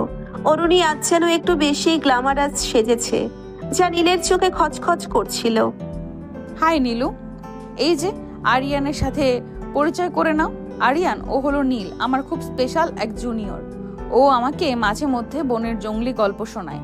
ও খুব ভালো গল্পকার, জানো। আরিয়ান নীলের দিকে এমন ভাবে তাকালো যেন নীল একটা রাস্তার ধুলো। ওহ হাই লিটল বয়, অরণি বলছিল তুমি নাকি ওকে একবার জঙ্গল থেকে উদ্ধার করেছিলে। আই মিন, ও পথ হারিয়েছিল আর তুমি লিফট দিয়েছিলে। Good job. এই নাও কিছু টিপস। আরিয়ান পকেট থেকে একটা চকচকে 500 টাকার নোট বের করে তাচ্ছিল্যের সাথে নীলের সামনে রাখলো। নীলের কান দিয়ে তখন গরম ধোঁয়া বেরুচ্ছে। সে নোটটা হাতে নিয়ে দাঁত বের করে হাসলো। ধন্যবাদ স্যার, টিপসটা পেয়ে খুব উপকার হলো। তবে আরিয়ান ভাই, 500 টাকায় তো হবে না। আপনার হবু বউকে বনের কুড়ে ঘরে এক রাত পাহারা দিতে আমার যা মেহনত হয়েছে, তাতে তো এই টাকায় শুধু ওনার মেকআপের একটা তুলিও হবে না। আচ্ছা আরিয়ান ভাই, আপনার কি আইডিয়া আছে কুড়ে ঘরের বাসর কেমন হয়? ওই যে বাঁশের মাচায় যখন ক্যাচ ক্যাচ শব্দ হয় আর জঙ্গলিরা নিচে ঢোল বাজায়। উফ, অরণি আপু তো ভয়ে আমার শার্টের কলারই ছিঁড়ে ফেলেছিলেন। আপনার এই দামি স্যুটের হাতা যেন আবার ছিঁড়ে না যায়, খেয়াল রাখবেন কিন্তু। আরিয়ানের মুখের হাসি মুহূর্তেই উধাও। সে বড় বড় চোখে অরুণীর দিকে তাকালো। অরুণী টেবিলের নিচে দিয়ে নীলের গায়ে কষিয়ে এক লাথি মারলো। নীল যন্ত্রণায় কোকিয়ে উঠলেও হাসি থামালো না। এইসব কি বলছে এই ছেলেটা? আরে ও পাগল, মাথা নষ্ট, জানো না তো ওর কথা। চলো আমরা একটু অন্য পাশে বসি। আরিয়ান আর অরুণী উঠে চলে গেল। নীলের রাতে মাথা ভন ভন করছিল, কিন্তু সে চুপ মেরে বসে। বিকেলে কলেজের লনে আরিয়ান একটা দামি গিটার নিয়ে অরুণীর জন্য ইংরেজি গান গাইছিল। নীল পাশ দিয়ে যাওয়ার সময় জোরে একটা শব্দ করে নাচ ছাড়লো। অরুণী রেগে গিয়ে নীলকে ডাকলো। নীলু, তোমার কি কোনো সেন্স নেই? দেখছো আরিয়ান কত সুন্দর গিটার বাজাচ্ছে, তুমি তো শুধু হাতুড়ি দিয়ে লোহা পেটাতে জানো। একটু কালচার শেখো। হাতুড়ি দিয়ে লোহা পেটালে অন্তত কাজের জিনিস তৈরি হয় আপু। আর আরিয়ান ভাই, আপনার এই গিটারের তারগুলো তো ঢিলে। অরণি আপুর চিল্লানির সাথে ম্যাচ করতে হলে আপনাকে তো ব্যান্ড পার্টি নিয়ে আসতে হবে। আর ওই যে গানটা গাইলেন, ওটা তো ছিল বিরহী গান। অরণি আপু তো বিরহ বোঝে না, সে বোঝে শুধু কমান্ড করা। আরিয়ান ভাই, রাতে ঘুমানোর আগে হেলমেট পরে ঘুমাবেন। কখন যে উনি আপনার উপর চড়াও হন ঠিক নেই। আরিয়ান গিটার রেখে উঠে দাঁড়ালো। অরণি, এই অসভ্য মেকানিক ছেলেটাকে তুমি এত মাথায় তুলছো কেন? ও কি তোমার চাকর? ও আমার জুনিয়র বড়, জুনিয়র ভাই। নীলু, তুমি বড্ড বেশি মুখ চালাচ্ছ কিন্তু। মুখ তো চালাবই। আরিয়ান ভাই, একটা গোপন কথা বলি, অরণি আপু কিন্তু বনের জঙ্গলি সর্দারের খুব পছন্দের পাত্রী। সর্দার তো ওনাকে নিজের বাড়িতে রানী বানিয়ে রাখতে চেয়েছিলেন। ওনার গায়ে এখনও সেই বনের বুনো ফুলের গন্ধ পাওয়া যায়। বিশ্বাস না হলে একবার ঘাড়ের কাছে শুকে দেখেন তো। ও সরি, আপনি তো আবার পারফিউম ছাড়া কিছু বোঝেন না। অরুণী এবার আর নিজেকে সামলাতে পারল না। সে আরিয়ানের সামনেই নীলের কলার ধরে টানতে টানতে করিডোরের এক নির্জন কোণায় নিয়ে গেল। করিডোরের সেই অন্ধকারে তারা মুখোমুখি। নীল দেওয়ালের সাথে ঠেস দিয়ে দাঁড়িয়ে আছে, আর অরুণী তার বুকের ওপর দুহাত দিয়ে চাপ দিয়ে রেখেছে। নীল, তুমি বড্ড বেশি মুখ চালাচ্ছ কিন্তু। তুমি কি আমার জীবনটা তছনছ না করলে শান্ত হবে না? কেন আরিয়ানের সামনে ওসব উল্টাপাল্টা বললে? কেন? আরিয়ান ভাইয়ের দামি স্যুট দেখে খুব মায়া লাগছে? আপনার তো আবার অ্যাডভেঞ্চার খুব পছন্দ। আরিয়ান কি পারবে আপনাকে নিয়ে জঙ্গলিদের সাথে নাচতে? সে তো এসির বাইরে বেরোলে ঘামলে পাউডার মাখে। নীল, তুমি জেলাস হচ্ছ? তুমি সহ্য করতে পারছো না আমি অন্য কারোর সাথে কথা বলছি বা ঘুরছি? আমি জেলাস? কৌতুক করবেন না, আমি তো খুশিতে বাকবাকুম করছি যে আপনি বিদায় হচ্ছেন। কিন্তু ওই ছেলেটা তো একটা নাম্বার 1 বলদ। ও আপনাকে সামলাতে পারবে না। আপনার এই যে অবাধ্য স্বভাব, এটা কন্ট্রোল করার ক্ষমতা শুধু এই মেকানিক নীলেরই আছে। আর আপনি আমাকে ছাড়বেন না, আবার ওকেও নিয়ে ঘুরবেন, মানে কি এসবের? জীবন আপনার কাছে পুতুল খেলা? কথা বলতে বলতে নীল হঠাৎ অরুণীর কোমর জড়িয়ে নিজের খুব কাছে টেনে নিল। অরুণীর তপ্ত নিঃশ্বাস নীলের গলায় আছড়ে পড়ছে। নীলের সেই আদিম পৌরুষের তেজ অরুণীকে আবার মুহূর্তের মধ্যেই দুর্বল করে দিল। অরুণী মনে মনে বলল, তোমাকে জ্বালাতেই তো এসব করছি। তাদের মাঝে কোনো প্রেম নেই, কিন্তু এক তীব্র শারীরিক আকর্ষণ যেন আগ্নেয়গিরির মতো ফেটে পড়ল। নীল অরুণীর কানের কাছে মুখ নিয়ে ফিসফিস করল, আরিয়ান কি জানে আপনার পিঠের ওই ছোট তিলটার কথা? নাকি ওটা দেখার এবং ছোঁয়ার একমাত্র অধিকার জঙ্গলি বনের সেই বর নীলরি আছে? অরুণী কাঁপতে কাঁপতে বলল, নীল ছাড়ো, ডিভোর্স তো হয়েই যাবে, এসব করে কি লাভ? ডিভোর্স পেপারে সই করেছি মানে এই নয় যে আমার হাতের ছোঁয়া আপনার শরীর ভুলে যাবে। আপনি না আমাকে ছাড়তে চান না, তবে আমি কেন ছুবো না?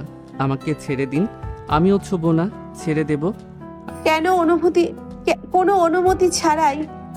অনুভূতি ছাড়াই শ্রেয় আরিয়ানকে হারানোর জেদ আর নিজের অধিকার প্রতিষ্ঠার তৃষ্ণা থেকে নীল অরুণীকে চাপটে ধরল। করিডোরের সেই অন্ধকারে তারা আবার একে অপরের মাঝে উথাল পাথাল হয়ে গেল। প্রতিটি স্পর্শে ছিল দখলদারিত্বের লড়াই। নীল যেন আজ অরুণীকে বুঝিয়ে দিল যে সে যত বড়লোকের মেয়েই হোক না কেন, নীলের ছোঁয়ায় সে আজও সেই বনের অদম্য মেয়েটাই রয়ে গেছে। দীর্ঘক্ষণ ধরে চলা শারীরিক ঘনিষ্ঠতার শেষে নীল অরুণীকে ছেড়ে দিয়ে নিজের শার্টের কলার ঠিক করলো। পরদিন সকালে অরুণী ক্লাসে এলো, কিন্তু তার চোখে মুখে কাল রাতের সেই রেশ স্পষ্ট। আরিয়ান আবার ফুল নিয়ে ক্যান্টিনের সামনে দাঁড়িয়েছিল।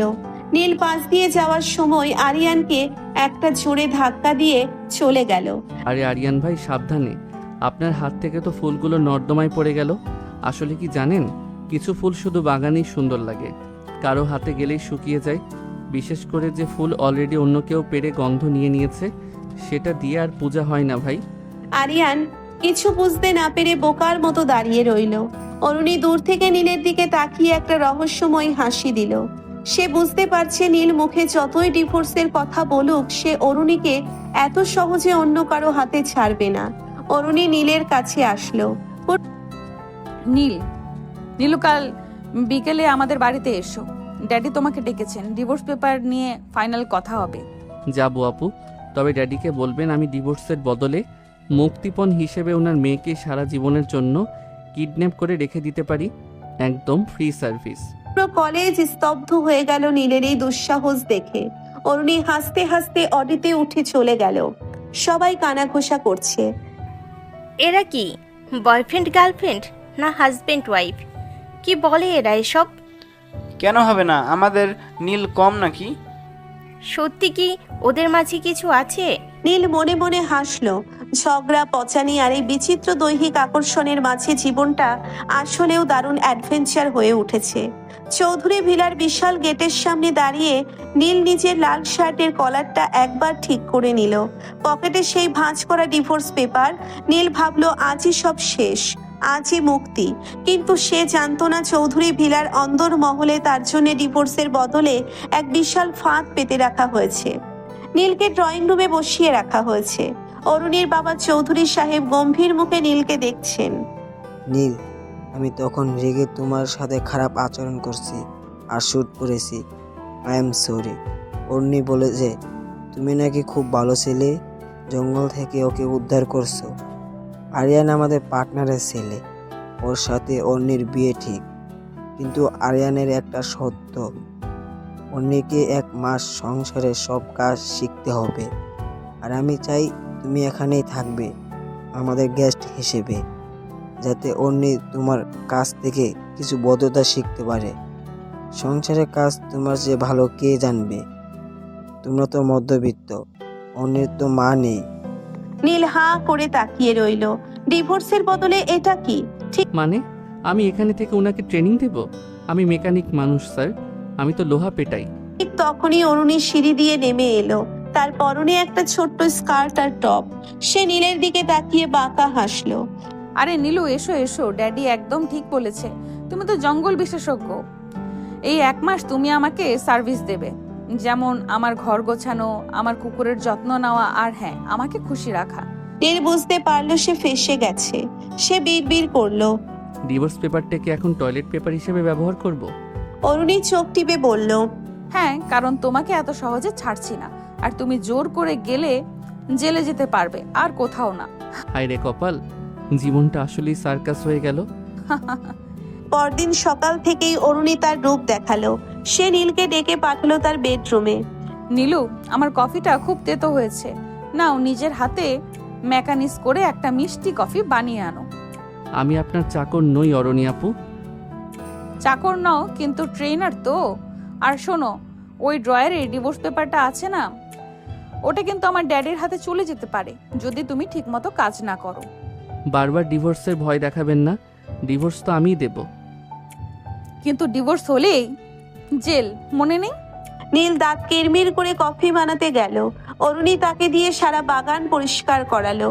এমনকি অরুণীর দামি অডির গাড়িটা ধোয়ানোর দায়িত্বও পড়লো নীলের ওপর। নীল যখন গাড়ি মুছছিল, অরুণী উপরের বারান্দা থেকে পাইপ দিয়ে নীলের ওপর পানি ছিটিয়ে দিল। এসব কি হচ্ছে? আরে তুমি তো রোমিও, একটু বৃষ্টিতে ভিজলে তোমাকে আরো কিউট লাগে। আরিয়ান দেখলে তো হিংসায় জ্বলে যাবে।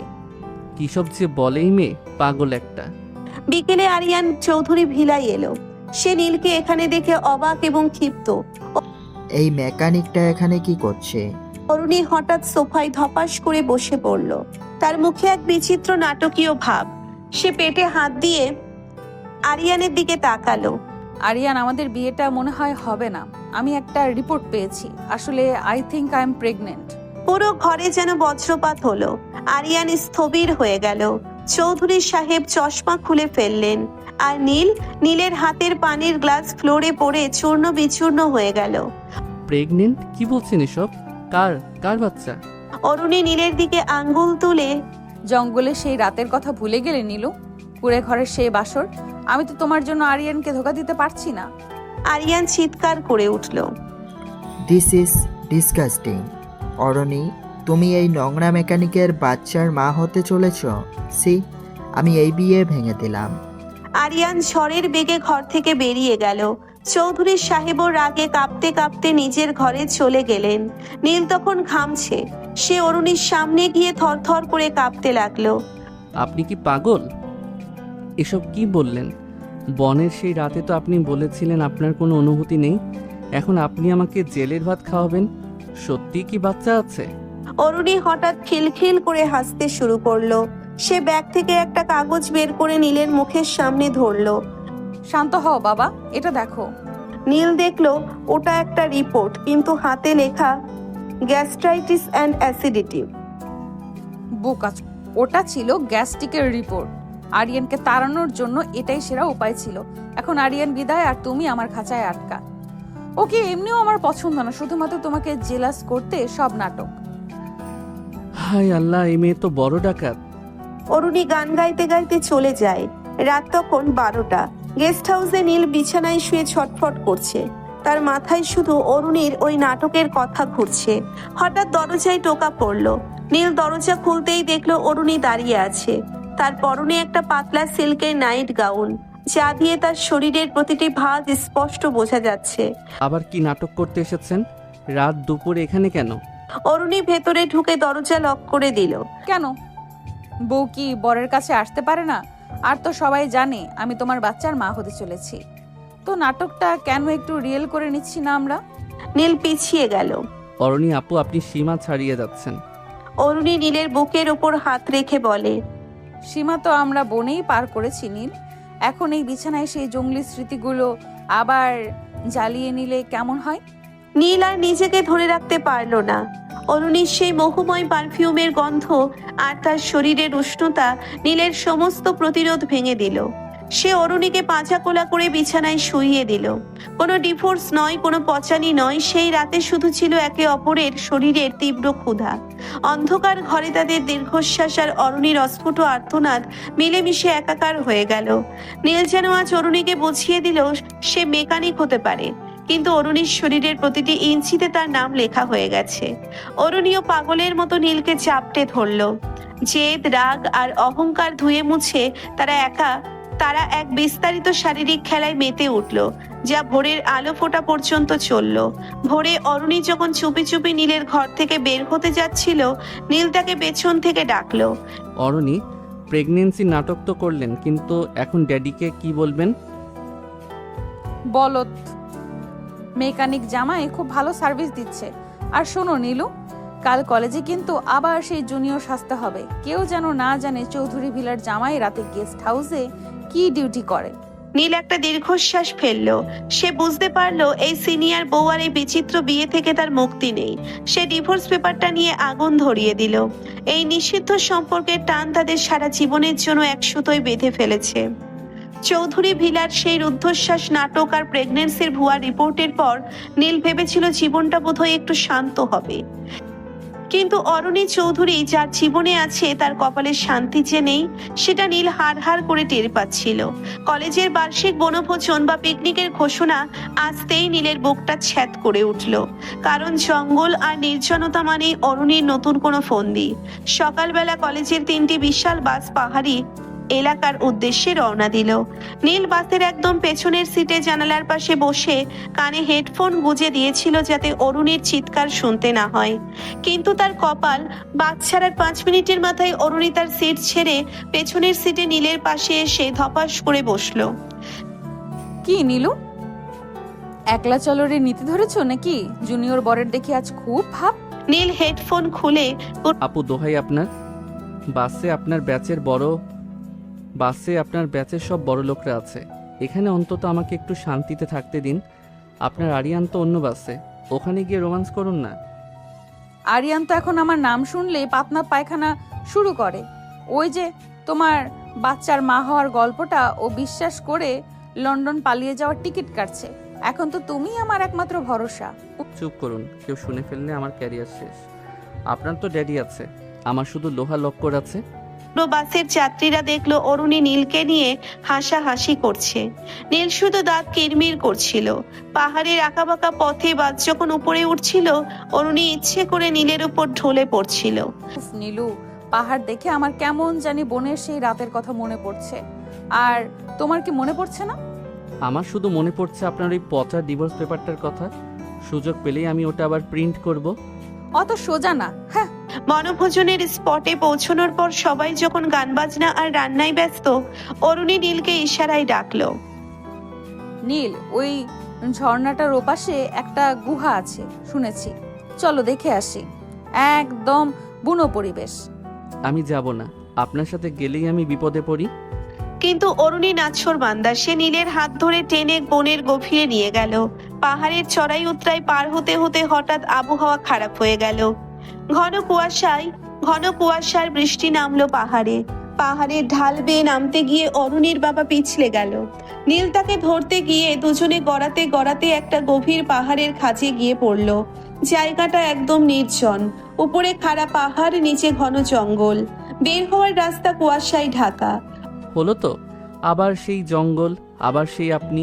আপনার জন্য তো আমার কপালে জঙ্গলই লেখা আছে। এবার কি এখানেও জঙ্গলি সর্দার আসবে বিয়ে দিতে? অরুণী মাটি ছাড়তে ছাড়তে বলল, আরে নীলু, প্যান প্যান করো না তো।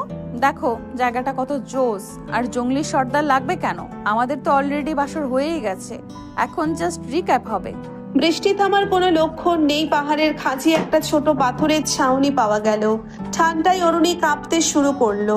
বড় লোকের বেটি এখন বোঝো ঠেলা। এখানে তো এসি নেই, আছে শুধু বুনো হাওয়া। ভাই, ঠান্ডায় কাঁপছি, আবার এসি লাগবে কেন? লাগবে গরম। নীল অগত্যা শুকনো কাঠ পুড়িয়ে আগুন জ্বালালো। তার ব্যাগে কিছু ইনস্ট্যান্ট নুডলস আর একটা ছোট্ট পাত্র ছিল পিকনিকের জন্য। সে পাথর দিয়ে চুলা বানিয়ে অরুণীর জন্য রান্না করতে বসলো। বা নীলু, তুমি তো বেশ ভালোই রান্না পারো। আমাদের সংসার শুরু হলে কি আমাকে এইভাবেই পাহাড়ি স্টাইলে খাওয়াবে? সংসার করতে গেলে আপনি খাবেন জেলের ভাত, আর আমি খাবো শান্তির নিঃশ্বাস। কারণ আপনার সাথে আমার সংসারই হবে না। এই যে নুডলস দিচ্ছি, এটাই আপনার শেষ রাজকীয় খাবার। কি নীলু, গুহার বাসর কি খুব মিস করছো? আমাকে তো আজকে তো পাহাড়ের উপর বাসর, পরিবেশটা কিন্তু বনের চেয়েও হট। মুখ বন্ধ করে খান তো। আপনার এই পচানি শুনতে শুনতে আমার কান পচে গেছে। আপনি কি কোনোদিন সিরিয়াস হতে পারেন না? সিরিয়াস হয়ে কি হবে? জীবনটা তো একটা অ্যাডভেঞ্চার, আর এই অ্যাডভেঞ্চারে তোমার মতো একটা রাগী জুনিয়রকে পাওয়া ভাগ্যের ব্যাপার। রাত বাড়ার সাথে সাথে পাহাড়ের ঠান্ডা হাড়ের ভেতর ঢুকে যাচ্ছিল। আগুনের তাপও তখন যথেষ্ট ছিল না। অরুণী কাঁপতে কাঁপতে নীলের খুব কাছে এসে বসলো। নীল, আমার খুব ঠান্ডা লাগছে, প্লিজ একটু কাছে আসো। আবার সেই পুরনো টেকনিক। আমি জানি আপনি কি চাইছেন। কিন্তু অরুণীর গায়ের কাঁপুনি দেখে নীল আর স্থির থাকতে পারল না। সে অরুণীকে নিজের চাদর দিয়ে ঢেকে দিল এবং তাকে জড়িয়ে ধরল। আগুনের সেই লাল আভায় অরুণীর ভেজা মুখটা অসম্ভব মায়াবী লাগছিল। কোনো অনুভূতি ছাড়াই স্রেফ পরিস্থিতির চাপে তারা একে অপরের খুব কাছে চলে এলো। অরুণী নীলের ঠোঁটের কাছে ফিসফিস করে, আজ কিন্তু জঙ্গলি সর্দার নেই নীল, আজ শুধু আমি আর তুমি। এখানে আমাদের কেউ আটকানোর নেই। নীল অরুণীর চোখের দিকে তাকালো। অরুণীর সেই জেদি আর সাহসী চোখ দুটো আজ যেন এক অজানা তৃষ্ণায় কাতর। নীল তার সব রাগ আর ডিভোর্সের চিন্তা ভুলে গিয়ে অরুণীকে গভীর আলিঙ্গনে আবদ্ধ করলো। পাহাড়ের সেই নির্জন খাঁজে বৃষ্টির শব্দের মাঝে তাদের আদিম আকাঙ্ক্ষা আবার মাথাচাড়া দিয়ে উঠল। নীল অরুণীর ভেজা শার্টের বোতামগুলো একে একে খুলে ফেললো। আগুনের তাপে তাদের শরীরের ছায়া পাহাড়ের গায়ে বিশাল হয়ে দেখা দিচ্ছিল। প্রতিটি স্পর্শ ছিল বুনো আর তীব্র। অরুণী নীলের গলার কাছে কামড় বসিয়ে দিল উত্তেজনায়। পাহাড়ের সেই পাথুরে মেঝেতে তারা একে অপরের মাঝে হারিয়ে গেল। দীর্ঘ সময় ধরে চলা সেই শারীরিক নিবিড়তা ছিল বনের সেই রাতের চেয়েও অনেক বেশি প্রগাঢ়। নীলের পৌরস আর অরুণীর নমনীয়তা মিলেমিশে একাকার হয়ে গেল। কামনার সেই চরম শিখরে পৌঁছে তারা দুজনেই পাহাড়ের নিস্তব্ধতাকে চূর্ণ বিচূর্ণ করে দিল। তাদের মিলিত শরীরের ঘাম আর বৃষ্টির পানি মিলে এক অদ্ভুত গন্ধ তৈরি করলো, যা শুধু সেই নির্জন পাহাড়ি সাক্ষী হয়ে রইল। পরদিন সকালে যখন কুয়াশা কাটলো, অরুণীর বাবার হেলিকপ্টার পাহাড়ের ওপর দিয়ে চক্কর দিচ্ছিল। নীল আর অরুণী যখন উদ্ধার হলো, তারা দেখলো নিচে পুরো কলেজ আর চৌধুরী সাহেব দাঁড়িয়ে আছেন। নীল ভাবলো এবার নির্ঘাত শেষ, কিন্তু অরুণী তার বাবার সামনে গিয়ে নীলের হাতটা শক্ত করে ধরলো। ড্যাডি, তুমি মিছিমিছি আরিয়ানকে খুঁজেছিলে। এই যে নীল, ও আমাকে পাহাড়ের খাজে সারা রাত বাঁচিয়ে রেখেছে। আর হ্যাঁ, ওই আমার আসল বর। তোমার ওই ডিভোর্স পেপারটা আমি পাহাড় থেকে ছুঁড়ে ফেলে দিয়েছি। চৌধুরী সাহেব থমকে দাঁড়িয়ে গেলেন। কলেজের ছাত্রছাত্রীরা হাঁ করে তাকিয়ে রইল। নীল মনে মনে ভাবলো, এই মেয়ে তো আমাকে সারা জীবনের জন্য জঙ্গল বন্দি করে ফেললো। নীল অরুণীর দিকে তাকিয়ে বিড়বিড় করে বলল, আপনি আসলেও একটা আপদ। অরুণী মুচকি হেসে বলল, আর তুমি সেই আপদের একমাত্র ঔষধ নীলু। পাহাড়ে সেই রাত আর অরুণীর এই সাহসী ঘোষণা নীল আর অরুণীর জীবনকে যেন এক নতুন ঠিকানায় পৌঁছে দিল, যেখানে ঝগড়া থাকবে, ঝামেলা থাকবে, কিন্তু বিচ্ছেদ আর কখনোই আসবে না। পাহাড় থেকে ফেরার পর কলেজের পুরো পরিবেশ পাল্টে গেছে। চৌধুরী সাহেবের হেলিকপ্টারে করে নীল আর অরুণীর নামার সেই দৃশ্য এখন ক্যাম্পাসের ভাইরাল ভিডিও। অরুণী সবার সামনে ঘোষণা করে দিয়েছে নীল তার বর, কিন্তু নীল সেটাকে স্রেফ বিপদে বাঁচার নাটক বলে এড়িয়ে চলেছে। তবে আসল খেলা শুরু হলো তখন যখন জেদি আর অহংকারী অরুণী চৌধুরী সত্যিই নীলের জন্য পাগলামি শুরু করলো। কারণ নীল তো আর তাকে মানে না। সকালবেলা নীল তার পুরনো ভাঙাচোরা মেসে বসে বাইকের ইঞ্জিন সারাচ্ছিল, পরনে ময়লা গেঞ্জি, হাতে মোবিল মাখা। হঠাৎ মেসের সামনে একটা ধবধবে সাদা অডি এসে থামলো। অরুণী গাড়ি থেকে নামলো, তার হাতে টিফিন ক্যারিয়ার। আবার কেন এসেছেন? এখন কি আমার মেসটাও কিনে নিতে চান? অরুণী মাটির ওপর হাঁটু গেড়ে বসে। নীলু, তুমি সকালে না খেয়ে কলেজে চলে যাও, তাই আমি নিজের হাতে পরোটা আর ডিম ভাজি করে এনেছি, চলো খেয়ে নাও। নিজের হাতে?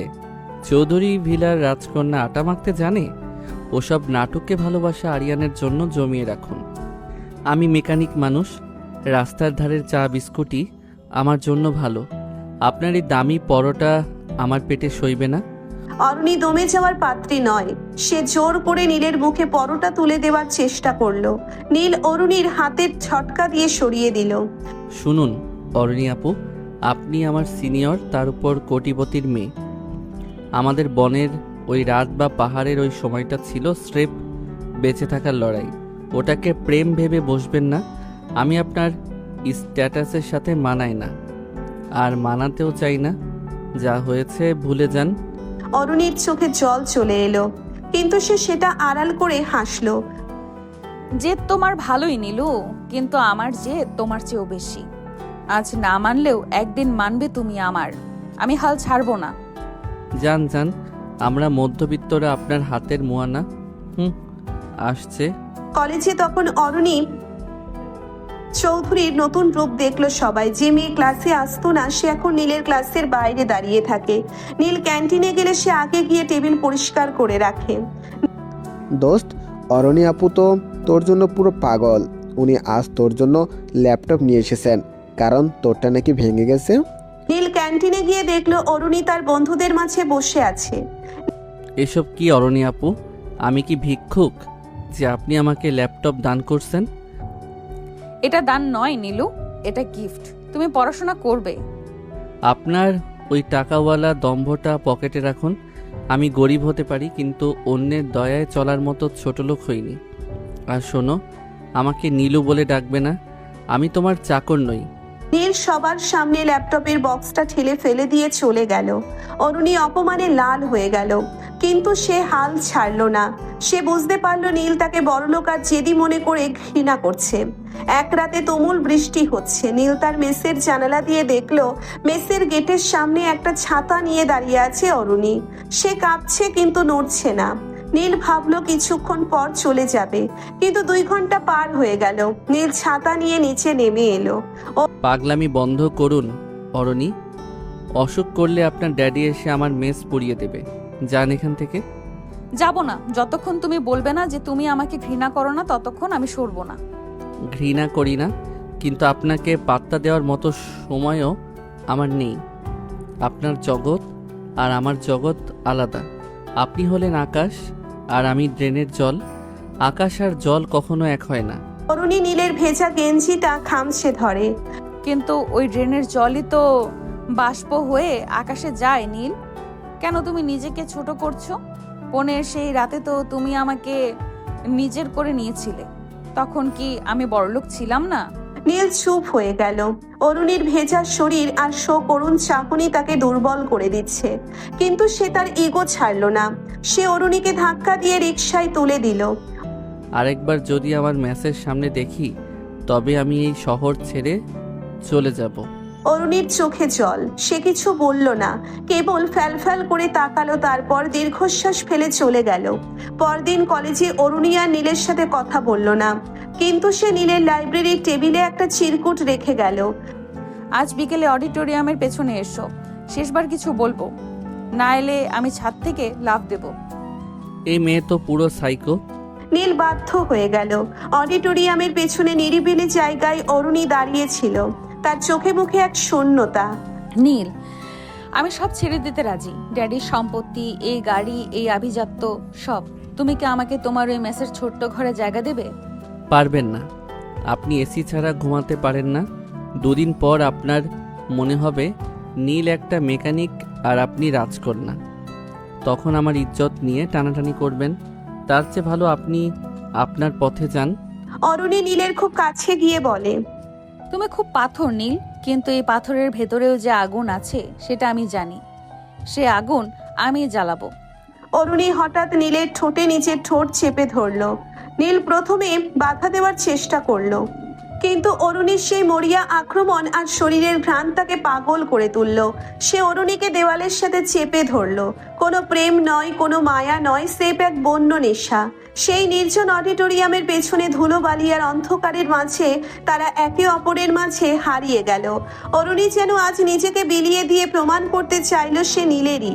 নীলও তার সমস্ত ঘৃণা আর ইগো ভুলে অরুণীর নমনীয় শরীরে নিজের চিহ্ন এঁকে দিল। দীর্ঘ সময় ধরে চলা সেই শারীরিক যুদ্ধে অরুণী জয়ী হলো, কারণ নীল পাত্তা না দেওয়ার ভান করলেও অরুণীর শরীরের প্রতিটি ইঞ্চিতে সে বারবার পরাজিত হচ্ছিল। রোম্যান্সের রেশ কাটতে না কাটতেই নীল আবার তার খোলসে ঢুকে গেল। সে নিজের শার্ট ঠিক করতে করতে বলল, এসব করে লাভ নেই অরণি। শরীর পাওয়া মানে মন পাওয়া নয়। আপনি জেদ করছেন আর আমি সেই জেদ ভাঙবই। মন তো তুমি বনেই দিয়ে দিয়েছো নীলু। মুখ ফসকে বলতে পারছো না, শুধু মুখ ফুটে বলতে পারছো না। কাল কলেজে দেখবো তোমার এই পাথুরে মন কতক্ষণ টিকে থাকে। নীল গটগট করে চলে গেল। অরুণী করিডোরে দাঁড়িয়ে মুচকি হাসলো। সে জানে নীল তাকে পাত্তা না দেওয়ার নাটক করলেও তার প্রতিটি শিরায় এখন অরুণীর ছোঁয়া লেগে আছে। কলেজের সবাই দেখবে এক বড়লোক সিনিয়রের প্রেমে কিভাবে এক মেকানিক জুনিয়র হাবুডুবু খেয়ে ইগো ধরে রাখে। অডিটোরিয়ামের পেছনের সেই তপ্ত মুহূর্তগুলো পার হওয়ার পর নীল যেন আরো বেশি পাথুরে হয়ে গেল। অরুণী ভেবেছিল শরীরে ঘনিষ্ঠতা হয়তো নীলের ইগোর দেওয়ালটা ভেঙে দেবে, কিন্তু ফলাফল হলো উল্টো। নীল নিজেকে আরো গুটিয়ে নিল। তার ভেতরে এক অদ্ভুত অপরাধ বোধ আর জেদ কাজ করতে শুরু করলো। সে কোনোভাবেই একজন অহংকারী বড়লোকের মেয়ের কাছে হার মানতে রাজি নয়। অডিটোরিয়ামের সেই ঘটনার পরদিন অরুণী খুব খুশি মনে কলেজে এলো। সে ভেবেছিল নীল আজ অন্তত তার দিকে তাকিয়ে হাসবে। নীল যখন লাইব্রেরি থেকে বের হচ্ছে অরুণী তার পথ আগলে দাঁড়ালো। কি নীলু, কালকের পর তো মুখটা একদম শুকিয়ে গেছে। রাতে কি ঠিক মতো ঘুমাওনি, নাকি আমার কথা ভেবে ছটফট করেছো?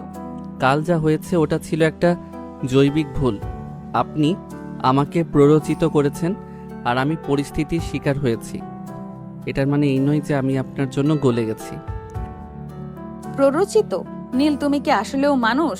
কাল তুমি যেভাবে আমাকে জড়িয়ে ধরেছিলে সেটা কি শুধুই প্ররোচনা ছিল? হ্যাঁ, একজন পুরুষ হিসেবে আপনার মতো সুদর্শনা মেয়ের সামনে এসে পড়লে যা হয় সেটাই হয়েছে। কিন্তু আমার ঘৃণা আপনার উপর আগের মতোই আছে। আপনার ওই টাকা আর সিনিয়রিটির দম্ভ আমি কোনো দিনও মেনে নেব না। দয়া করে আমার ছায়া মারাবেন না। অরুণীর চোখের কোণে জল চিকচিক করে উঠল। সে ভাবতেও পারেনি নীল সবার সামনে তাকে এভাবে অপমান করবে।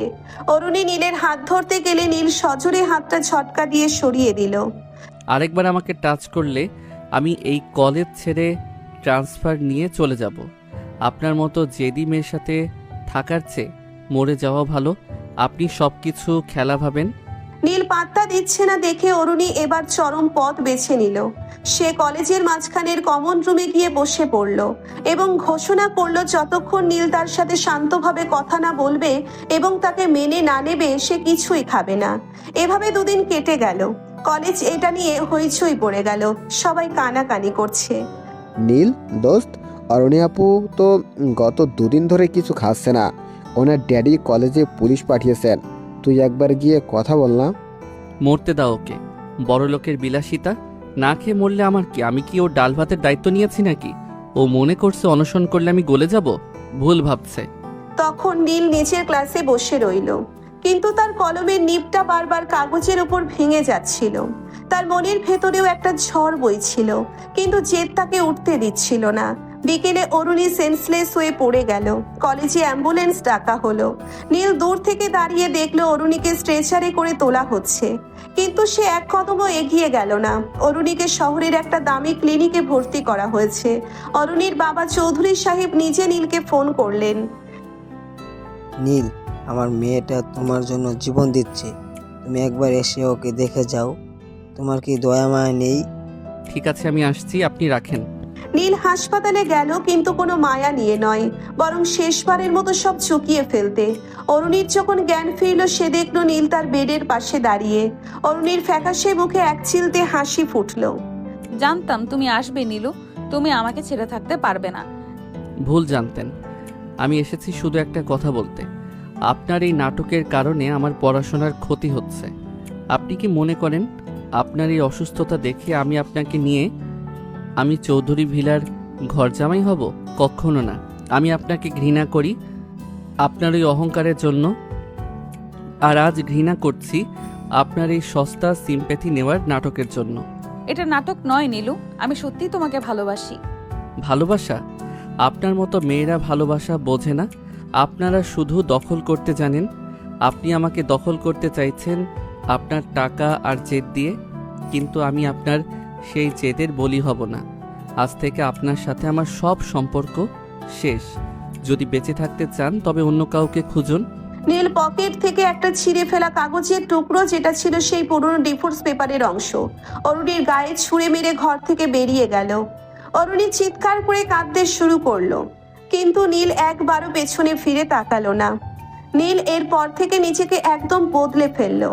সে কলেজে আসা প্রায় কমিয়ে দিল। সারাদিন মেকানিকের দোকানে কাজ করে আর রাতে একা পড়ে থাকে। অরুণীকে তার ড্যাডি বাড়িতে বন্দি করে রেখেছেন, যাতে সে আর কোনো পাগলামি করতে না পারে। কিন্তু একদিন রাতে নীলের বেসের দরজায় প্রচন্ড ধাক্কা পড়ল। নীল দরজা খুলতেই দেখলো অরুণীর বডিগার্ডরা দাঁড়িয়ে। তারা নীলকে জোর করে তুলে নিয়ে গেল চৌধুরী ভিলার এক নির্জন গুদাম ঘরে। সেখানে অরুণী বসেছিল, তার হাতে একটা চাবুক। নীল, তুমি বলেছিলে আমি তোমাকে দখল করতে পারবো না। এখন দেখো তুমি আমার খাঁচায়। আমি সব ছেড়ে দিয়েছি, কিন্তু তোমাকে ছাড়িনি। চাবুক মারবেন? মারুন, তাতেও আমার মন পাবেন না। অরুণী হঠাৎ চাবুকটা ফেলে দিয়ে নীলের পায়ে লুটিয়ে পড়ল। আমি হার মেনেছি নীল। আমি আর বড়লোক নই, আমি আর তোমার সিনিয়র নই। আমি শুধু তোমার সেই অরুণী, যাকে তুমি বনের গুহায় প্রথমবার আদর করেছিলে। প্রথমবার আমাকে ওভাবে, প্লিজ আমাকে এভাবে দূরে সরিয়ে দিও না। অরুণীকে এত অপমান, এত কিছু বলার পরও সে যখন এভাবে কাতর কণ্ঠে অনুরোধ করছে, তখন নীলের চোখের কোণ এবার ভিজে এলো। কিন্তু সে তার জেদ ধরে রাখলো। সে অরুণীকে টেনে তুললো এবং সজোরে নিজের দেওয়ালের সাথে চেপে ধরলো। আপনার এই নতি শিকারও আমার কাছে একটা চাল মনে হয় অরণি। আপনি আমাকে পঙ্গু করে দিতে চাইছেন আপনার মায়া দিয়ে, কিন্তু আমি ভাঙবো না। নীল আবার অরুণীকে আক্রমণাত্মকভাবে চুম্বন করলো, কিন্তু সেই চুম্বনে কোনো ভালোবাসা ছিল না, ছিল কেবল জেদ আর আক্রোশ। অরুণীও সেই আক্রোশকে আলিঙ্গন করে দিল। কিনাতে নীল অরুণীকে মেঝেতে ফেলে রেখে বেরিয়ে গেল। শরীরটা আপনার দিয়ে দিলেন, কিন্তু মনটা আমার কাছেই রইল। ভালো থাকবেন অরণি চৌধুরী। নীল চলে যাওয়ার পর অরুণী মেঝেতে পড়ে একা হাসতে লাগলো। সে জানে নীল তাকে যতবার দূরে সরাবে, ততবারই সে নীলের আরো গভীরে ঢুকে যাবে। এই অসম লড়াইয়ের শেষ কোথায় তা হয়তো নিয়তেই জানে না। অরুণী চৌধুরীর জেদ আগুনের মতো, যা নিজেকে পুড়িয়ে ছারখার করে দিতেও দ্বিধা করে না। নীলের পাথুরে অবহেলা সহ্য করতে না পেরে অরুণী চূড়ান্ত সিদ্ধান্ত নিয়ে নিল, সে আরিয়ানকেই বিয়ে করবে। চৌধুরী ভিলা জুড়ে এখন উৎসবের সাজ, কিন্তু সেই আলোর নিচে জমাট বেঁধে আছে একরাশ হাহাকার। নীল তার স্যাঁতসেঁতে মেসের ঘরে একা বসে আছে। বাইরে টিপ টিপ বৃষ্টি। তার টেবিলের ওপর রাখা সেই পুরনো হাড়ের মালাটার একটি ভাঙা অংশ, যা সে বন থেকে কুড়িয়ে এনেছিল। আজ অরুণীর বিয়ে। লন্ডনের সেই গাধা আরিয়ানের গলায় আজ মালা উঠবে। নীল বিড়বিড় করে নিজেকেই বোঝাচ্ছে, ভালোই হয়েছে, আপদ বিদায় হচ্ছে। আমার মতো মেকানিকের জীবনে বড়লোকের রাজকন্যা মানাতো না। ডিভোর্স পেপার তো আগেই ছিঁড়েছি, আজ সম্পর্কটাও চুকে যাক। কিন্তু স্মৃতিগুলো বেইমানি শুরু করলো। নীলের চোখের সামনে ভেসে উঠল বনের সেই অন্ধকার গুহা, যেখানে অরুণী ভয়ে তাকে জড়িয়ে ধরেছিল। মনে পড়ল পাহাড়ের খাঁজে সেই উত্তাল রাত, যেখানে অরুণীর তপ্ত নিঃশ্বাস নীলের সব জেদ পুড়িয়ে দিয়েছিল। অরুণীর সেই পাগলামি, বৃষ্টির রাতে মেসের সামনে দাঁড়িয়ে থাকা, আর লাইব্রেরির সে নিষিদ্ধ রোম্যান্স, সবকিছু নীলের বুকের ভেতর হুল ফোটানো শুরু করলো। নীল হঠাৎ চিৎকার করে মেসের দেওয়ালে ঘুষি মারলো। না, আমি ওকে অন্য কারো হতে দিতে পারি না। ওই পাগলিটা শুধু আমার। বিয়ের লগ্ন শুরু হয়ে গেছে। আরিয়ান শেরওয়ানি পরে বিয়ের পিড়িতে বসা। অরুণী কনের সাজে লাল বেনারসি পরে পাথরের মূর্তির মতো বসে আছে। তার চোখের জল শুকিয়ে গেছে। সে জানে নীল আসবে না, আর নীল না এলে তার জীবনের কোনো মানে নেই। সে শুধু জেদের বসেই ধ্বংসের পথে পা বাড়িয়েছে। কাজী যখন আরিয়ানকে কবুল করতে বললেন, ঠিক তখনই ভিলার প্রথম ফটক ভেঙে নীলের বাইকটা গর্জন করতে করতে ভেতরে ঢুকলো। নীলের পরনে সেই পুরনো ময়লা শার্ট, চুলে বৃষ্টির জল। সে সোজা বিয়ের স্টেজে উঠে এলো। আরে, এই ড্রেন ক্লিনার এখানে কি করছে? গার্ডস, একে বের করে দাও। নীল, তুমি এখানে কেন? নীল আরিয়ানের হাত থেকে মালাটা কেড়ে নিয়ে ছুঁড়ে ফেলে দিল। সে অরুণীর সামনে গিয়ে দাঁড়ালো। অরুণী অবিশ্বাসের চোখে নীলের দিকে তাকিয়ে আছে। অরণি চৌধুরী, আপনি ভেবেছেন আরিয়ানকে বিয়ে করে আমাকে শাস্তি দেবেন? আপনি কি আসলেও মনে করেন আপনার এই শরীরে অন্য কারো ছোঁয়া সইবে? যে শরীরে বনের জঙ্গলি সর্দারের আশীর্বাদ আছে, যে শরীর এই মেকানিকের পাগলামিতে অভ্যস্ত, সেটা অন্য কেউ স্পর্শ করার সাহস রাখে না। পুরো বিয়ে বাড়ি স্তব্ধ। নীল সবার সামনে হাঁটু গেড়ে বসলো। তার চোখে আজ আর জেদ নেই, আজ এক গভীর তৃষ্ণা। আমি কোনোদিন বলতে চাইনি, কারণ আমি ভয় পেতাম আপনার আভিজাত্যকে। কিন্তু আজ বলছি, আমি আপনাকে ভালোবাসি অরণি। আপনি আমার সিনিয়র হতে পারেন, বড়লোক হতে পারেন, কিন্তু আপনি আমার সেই জঙ্গলি বউ, যাকে আমি কোনোদিন ডিভোর্স দিতে পারবো না। করবেন আবার আমায় বিয়ে, এই ভবঘুরে মেকানিককে? অরুণী আর নিজেকে ধরে রাখতে পারলো না। সে বিয়ের পিড়ি ছেড়ে নীলের ওপর ঝাঁপিয়ে পড়লো। ফুপিয়ে ফুপিয়ে কাঁদতে কাঁদতে সে নীলের বুকে কিল মারতে লাগলো। এত দেরিতে কেন এলে নীলু? আমি তো মরেই যাচ্ছিলাম। কেন এত জেদ দেখালে? কি? চৌধুরী সাহেব এগিয়ে এলেন। তিনি বুঝতে পারলেন এই দুই পাগলের মাঝে আরিয়ান বা টাকা কিছুই টিকবে না। তিনি আরিয়ানকে বিদায় করে দিয়ে ঘোষণা করলেন, বিয়ে আজই হবে, কিন্তু বর আরিয়ান নয়, আমার জামাই হবে নীল। সেদিন রাতেই চৌধুরী ভিলার স্টেজে নীল আর অরুণীর বিয়ে সম্পন্ন হলো। তবে এবারের বিয়েটা ছিল শরীয়তি আর সম্মতির, বনের কোনো জবরদস্তি নয়। বাসর রাতে অরুণী যখন সেই দামি পালঙ্কে বসেছিল, নীল ভেতরে ঢুকে দরজাটা লক করে দিল। অরুণী হাসি মুখে নীলের দিকে তাকালো। কি হলো নীলু? এখন তো আর ডিভোর্স নিতে চাইবে না নাকি? মেকানিকের ইগো এখনো মরেনি? নীল অরুণীর খুব কাছে গিয়ে তাকে পাঁচা কোলা করে কোলে তুলে নিল। ইগো মরে গেছে অরণি, এখন শুধু ভালোবাসা আর আপনি। তবে মনে রাখবেন, আমি কিন্তু সেই বুনো নীলই আছি। আজ রাতে কিন্তু কোনো এসি কাজ করবে না। অরুণী নীলের গলায় ঝুলে পড়ে কানে ফিসফিস করলো, আমি তো সারা জীবনের জন্য তোমার ওই জঙ্গলি গুহায় বন্দী হতেই চাই নীলু। চাঁদের আলোয় চৌধুরী ভিলার সেই ঘরে শুরু হলো এক নতুন ইতিহাস। ঝগড়া, অশান্তি আর জেদের দেওয়াল ভেঙে নীল আর অরুণী একে অপরের মাঝে এমনভাবে বিলীন হয়ে গেল যেন তারা আদিম সেই অরণ্যেরই দুই চিরন্তন পথিক। তাদের এই অসম প্রেম আর পাগলামি কলেজের করিডর থেকে জীবনের শেষ সীমানা পর্যন্ত এক অমর গল্প হয়ে রয়ে গেল।